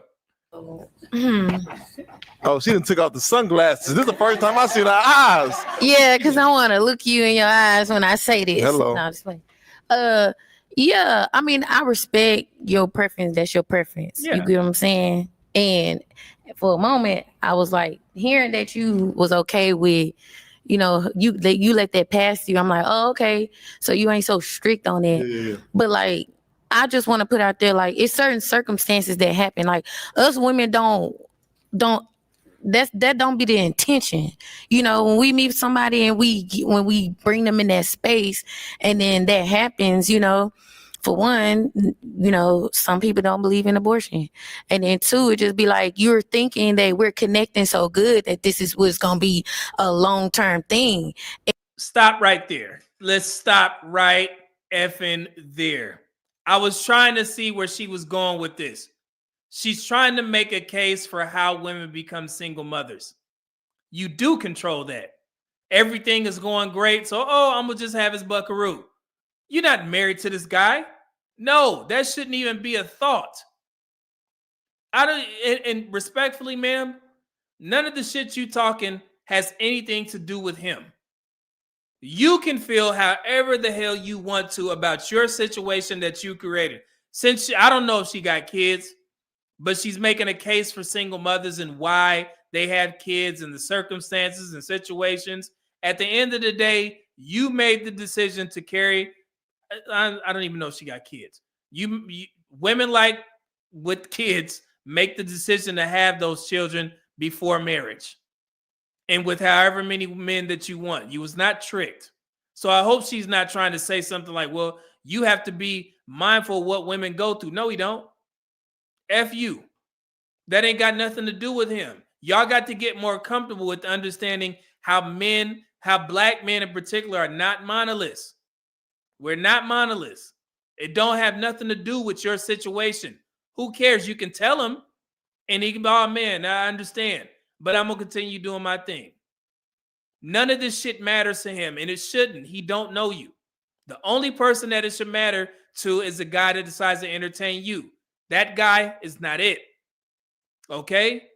This is preference. Your kids are important to you.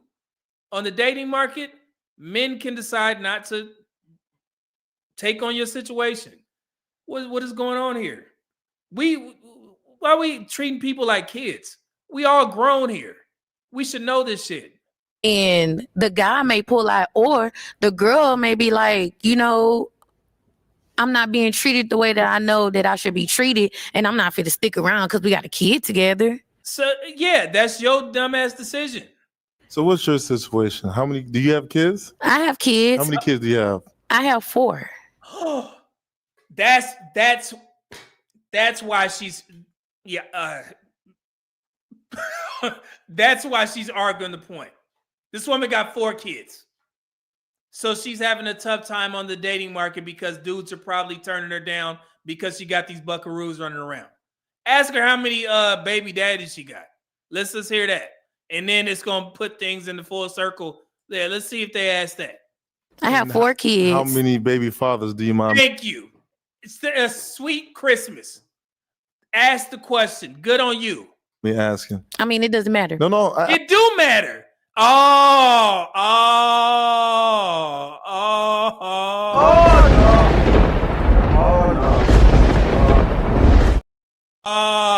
you got a gang of them running around.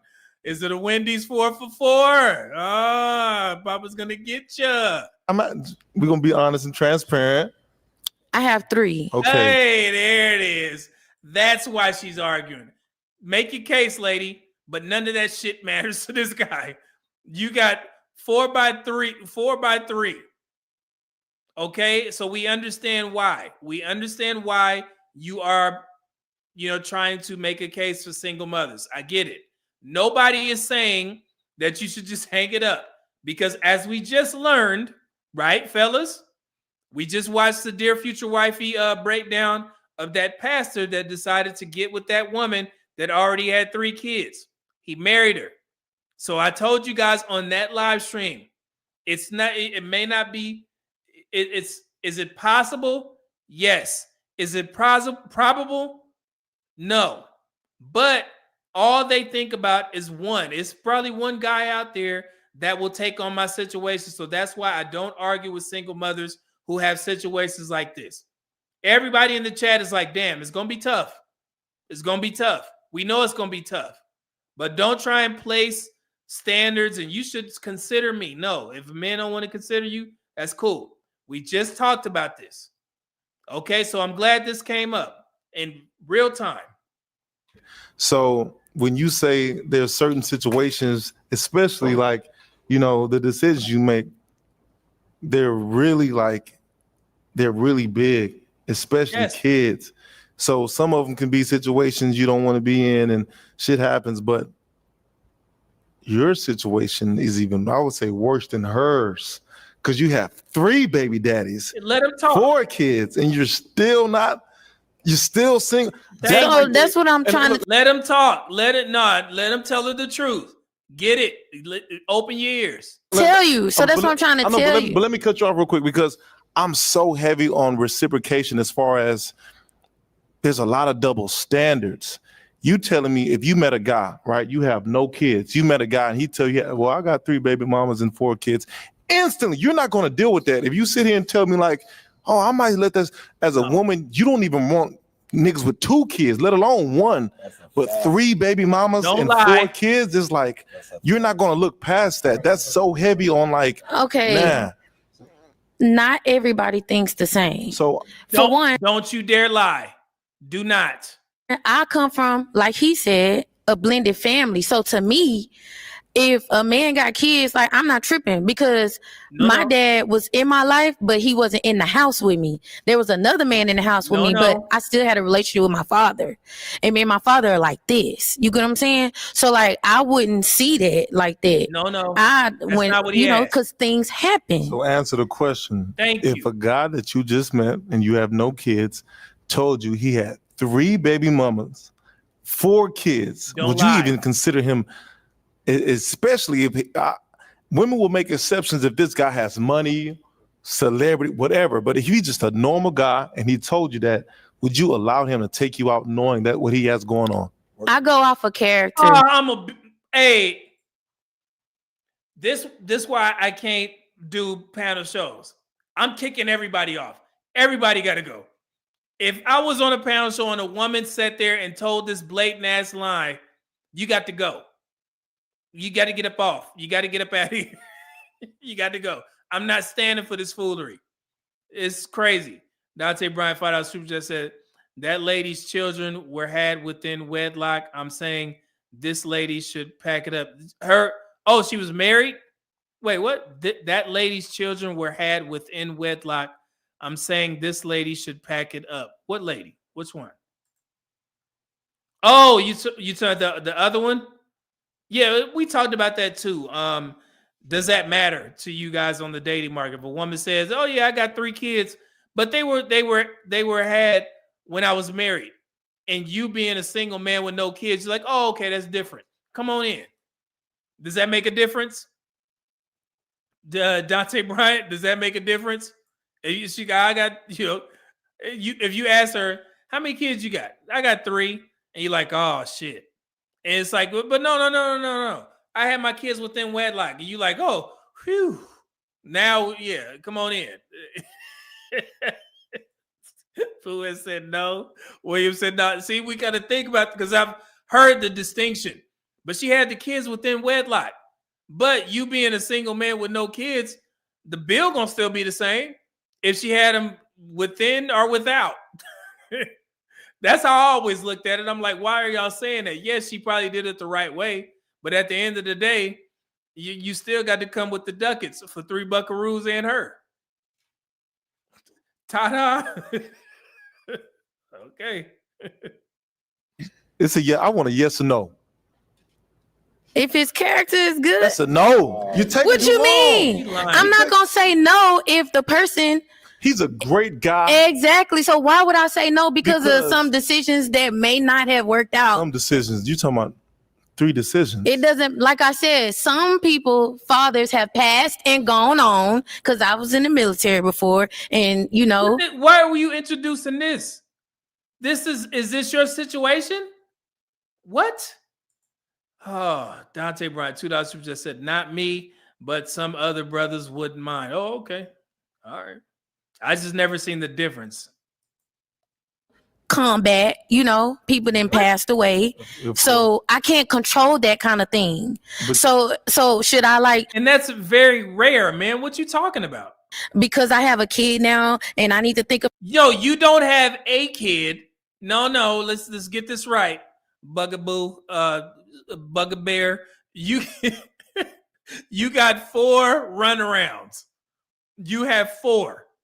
You don't have 1 kid. About that, the next man, ain't no one is gonna love me because I have a kid and I'm not with the father. I should just chill and just not go out and look for love. What Still, you're trying to do is you're trying to speak of situations that's not particular to your experiences. Yeah. I'm talking about you. You have any of one of your baby fathers passed away? No. Okay. Then why the hell you bring that shit up? Oh, let me calm. Let me calm down. Dante Bryant, $2 super chat. Military shit got it. Yeah, I was in the military. Let me calm down. Let me finish. So, after the first one, after the second one, and after the third one, it's like, no. I understand about situations where people had passed away and then but 3 and all of them are still alive and healthy. I'm not going to be the fourth alive, healthy, and the fathers are active and respectful, and they are taking care of their kids just fine because of the kind of woman that I am. So it's not like I have baby fathers that are deadbeat baby fathers. Yeah. No, they're being. Yeah, and I will give you that, because majority of black men, no matter if they're married or not, they still in their children's lives. But that ain't none of his. That he don't need to care about that. That's you and your situation. Congratulations. You have some fathers who are involved, and if they are black, that is expected. The children, yes, they're gonna be involved in their children's lives. However, he don't have to consider any of this. Fathers, because of the type of woman that I am and the type of men that I did choose to have kids with. So they're great fathers that not deadbeats. Yeah, they're not deadbeats. So I don't have no long-term relationships with their kids. No, with you. Oh, jeez. So we all have our own opinion about it. We all have our own opinions about it, and it's evidently some people believe in it, some people don't. But I would say that it's life at the end of the day. It's life. I get it, but what are we judge? I get it, because I'm not gonna lie. I love kids, but somebody bad kids running around all the time. Some people don't like it, but at the end of the day, man, I just think that we just can't judge just off kids. So yes, you can judge black men, and I get it, man. I don't know why he feels the need to say this. Yes, you can. Everybody judges on a daily basis, and when it comes to your own dating standards and preferences, you don't have to tell nobody shit. Nothing. Okay? And once again, the only reason why people have to listen to your views on dating when we're on the shows like this, because we own social media. At the end of the day, once we log off, fuck all y'all. I'm gonna date who I want to.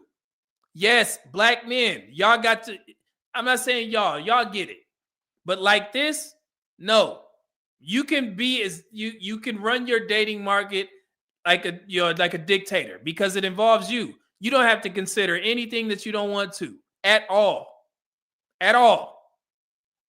Disqualify all the single mothers. If you ain't got no kids, disqualify them all. Who's gonna be at your front door telling you, "Hey, man, I got these 20 single mothers. You better date them"? No. Who cares? Who cares what you think about what I'm doing on my dating market? Disqualify every effing body. Everybody. Everybody got to go. And I'm gonna deal with the women that I want to. Same thing goes for the women. Man got 3 kids. People tell you, well, it's different. It's different when a woman gets with a man and he got kids because he's going to take on the responsibility of having to pay for y'all. If you don't want to deal with that shit, don't deal with it. Who cares? I don't give women. If you's like, I don't give a damn if he going to take care of it. I'm not dealing with a dude that got 4 kids by 3 different women. That is your choice. Who is going to tell y'all different? Okay? Social media, you lucky. People will tell you and you will sit there and argue. Okay, cool. But once I log off, I don't get... You ain't got to care about nobody's opinion. F all y'all. I'm going to date who I want. The hell? Shit pissed me off, man. What's wrong with these people? I think Brian $2 just said, such great dudes, not with him though. Yeah, it's crazy. They all good men. It's like, Lord. Let's get this. Seeing Brock 499 Super just says she can't even answer the question because she knows the truth. Yeah, man, that's crazy. Everybody gotta go. Everybody gotta go. Get it. I think we definitely can say that everyone's situation is their situation, and you'll find someone who is willing to conform to your situation. And you two clearly would not be ones to be able to work out that situation. But I'm glad the conversation was had because we got to get, kind of gain some insight on how a lot of single mothers in her situation feel. That's perfectly fine. But don't attempt to shame any man for opting out of dealing with a woman that got 4 kids by 3 different men. So, yeah, it's his decision. Situation. So we're going to go ahead and conclude this because y'all got...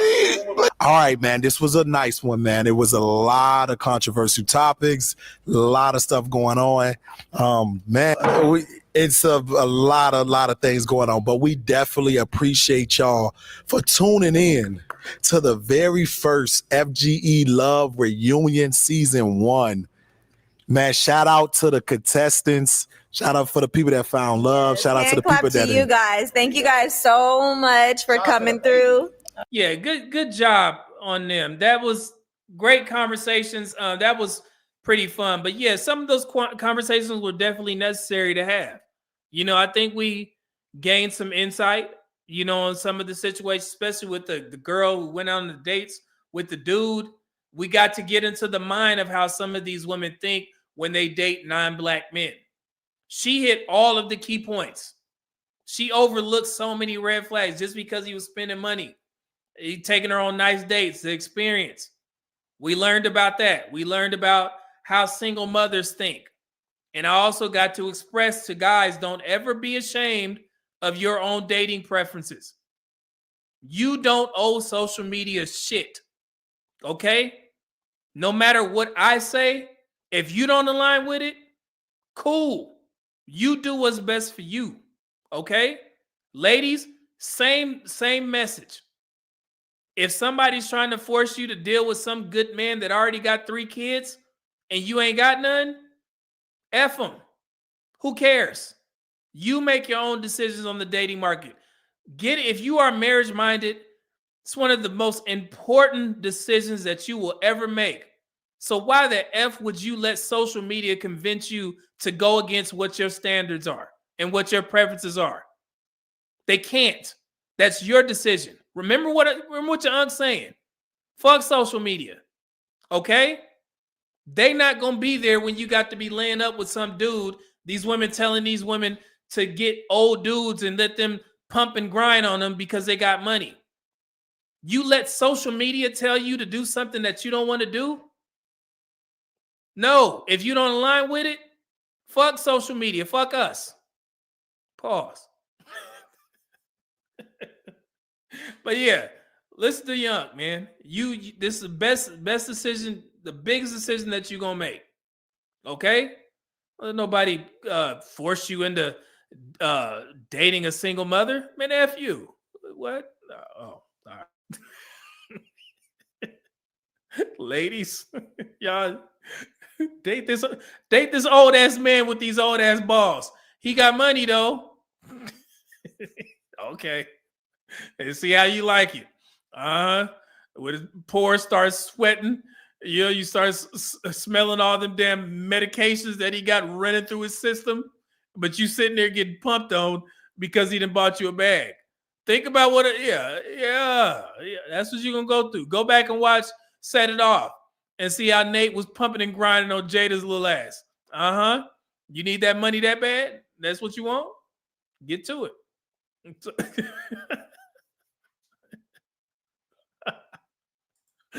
Yes, it's good. Ben Gay and Ball Balls. Yeah, go ahead. You know what I'm saying? Go ahead and do what you need to do. These women convincing y'all to mess with these old ass men just because he got a little bit of ducats. Okay. It's the funniest shit ever. All right, let's get off here before I get in trouble, man. So, I got to put a gang of money in the swear jar. So that pissed me off. It's too late. We tired. We got to go to sleep.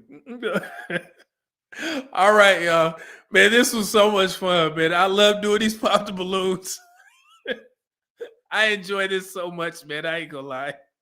Y'all let me be myself, man. They be getting mad at me when I laugh. But if you guys see my videos on demand, that's how I have to be at work. Okay.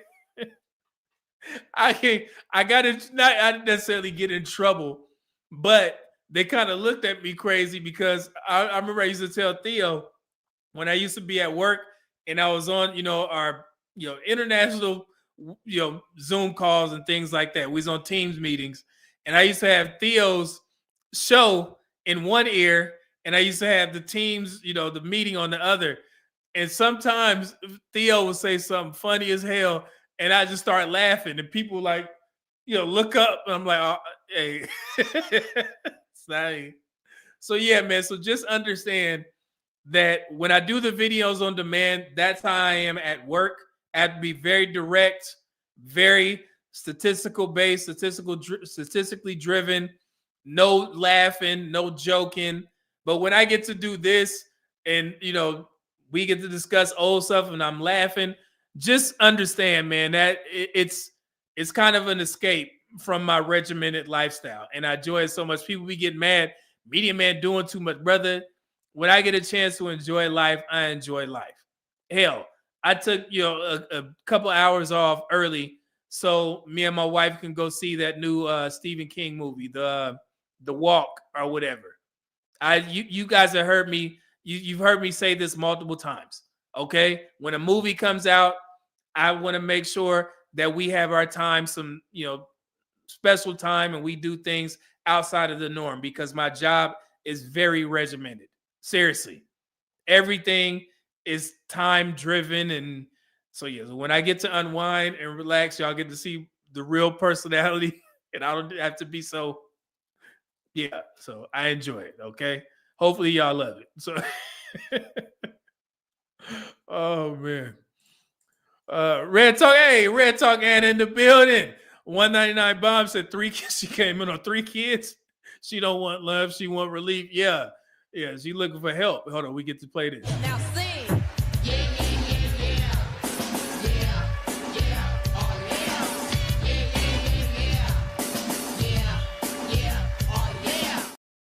All right. Thank you, Anna. I'm going to check out your most recent live stream. I'll be over there after this when I'm eating. I'm going to eat. Red Room Entertainment, $2 show. Wait, Red Room Entertainment, $2. Super just said, Media Man, you got to hear the Paul skit from Ghostface from his new album. I think I skipped it because I was skimming through it. I need to go back. Yeah, Ghostface is one of my favorite rappers, and I still haven't listened to his album thoroughly, but I do have it. Where is it? I got it downloaded somewhere around here. Where is it? It's downloaded somewhere. I got it on my phone. I'm gonna listen to it thoroughly this weekend. So thank you. I know it's been a couple weeks since it's been out, but I've been still playing that Freddie Gibbs. So let's see here. And Dante Bryant, $2 just said Nate gonna get what he gonna get. Yeah. I'm gonna get what I get. Come on, guy, ain't that bad. Ronnie C, $5 super just said, what I heard from Medium Man's rant, he gonna eat his cornbread. You gonna get your own portion. Nah, F him. I'm from New York City. Yeah. I'm from New York City. Yeah, F him. Oh man, I love that movie Life, man. Yeah, that's the message of the night, man. F social media. Do what you gonna do. What's best for you. All right. And that's include me. If I'm telling your ass to do something crazy, hey, F Media Man. No, I'm gonna do what I want to do. Okay. But just hope I don't see you in my office or something on a virtual meeting. Media Man, I'm just burning because I messed with a woman with pink hair, but she was giving it to me, so I had to take it. What I'm gonna do? Yeah, I told you, ass. I told you. You ain't tell me shit. No. All right, let's get out of here, man. I'm sorry to get wild because I'm tired. See, old folks tired. Let Pretty Lo-Fi play on the outro. If you guys go check out her channel on the Clock app. I put all the information on there, but you guys can listen to that again as we go out. Nice little lo-fi beats over some old rap songs. You guys should enjoy that. But God bless you all. Be safe out there. Thank you to everybody that sent in super chats. Thank you for everybody that attended. This was amazing. I know it was a pop-up, but I definitely want to get this in before I continue putting out those videos. At 9 a.m., we got another premiere. You guys will want to be. We just talked about single mothers. This 90s clip will put things into perspective, okay, as to why we still have these conversations. But again, God bless y'all. Be safe and don't get in no trouble. There's a lot going on out there. So just be, mindful. Watch your six and just be careful. All right. Medium Man out. Peace. Thank y'all. Here we go. No flicks, I'm straight up out of that Swisher house with G-ass right out of check, so check the neck. Check the wrist, I'm ballin' status from head to toe. My jewelry shop sell more grills than George Foreman, baby, now you know. That ain't an igloo, that's my watch, and that ain't snow, baby, that's my chain. That's not an ice tray, that's my teeth, and that's not a snow cone, that's my ring. That ain't Kool-Aid up in my cup, I stay sippin' that purple oil. I stay flippin' the slab on bowls, cause I'm a hustle till I'm in the store. Houston text that bar, sippin' that bar, no flex, I'm straight up out of that Swisher house with G-ass right out of check, so check the neck.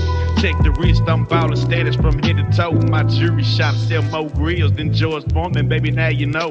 That ain't an igloo, that's my watch, and that ain't snow, baby, that's my chain. That's not an ice tray, that's my teeth, and that's not a snow cone, that's my ring. That ain't Kool-Aid up in my cup, I stay sippin' that purple oil. I stay flippin' the slab on bowls, cause I'm a hustle till I'm in the store. Your hands in the air and wave them like you just don't care. And if you like fishing grits and all that pimp shit, everybody let me hear you say, oh yeah. Now, my oral illustration be like clitoral stimulation to the female gender. Ain't nothing better, let me know when it's wet enough to enter. If not, I wait because the future of the world depends on if or if not the child who raised gon' have that nigga syndrome. Or will it know to beat the odds regardless of its skin tone? Or will it feel that it's in tune and it just might get picked on? Or will it give a fuck about what others say and get gone? The alienators, cause we different, keep your hand to the sky. Like sounds of blackness when I practice what I preach and don't lie. I be the baker and the maker of the piece of my pie. Now break a tenfold, can I get some reply? Now everybody hands in the air and wave them like you just don't care. And if you like fishing grits and all that pimp shit, everybody let me hear you say, oh yeah. Now,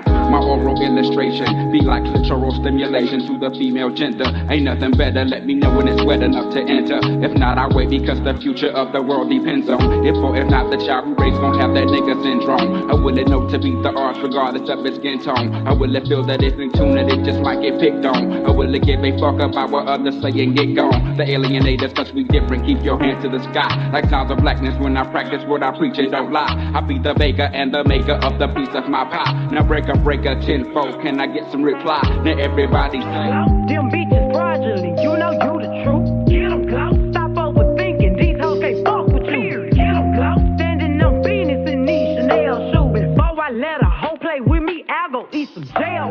Them bitches fraudulent, you know you the truth. Get 'em close, stop overthinking, these hoes can't fuck with you. Get 'em close, standing on business in these Chanel shoes. Before I let a hoe play with me, I'll go eat some jail. head, scallywag. Ain't that no parent bag? Jail up, read up. Your parents messed up. Need to get bout. So listen, get up on the run to beautician. One day until the day is gravy. That don't mean skin. She for the baby. On the stalk for a fruit man. Pretty walk, give it out here, scallywag.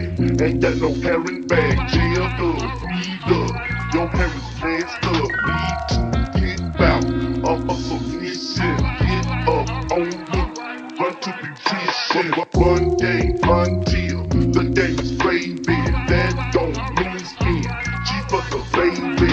On the stalk for a fruit man. Pretty walk, give it out. I'm here for you anytime you need me. For real, girl, it's me in your world. Believe me, nothing make a man feel better than a woman. Queen with a crown that be down for whatever. There are few things that's forever. My lady, we can make war or make babies. Back when I was nothing, you made a brother feel like he was something.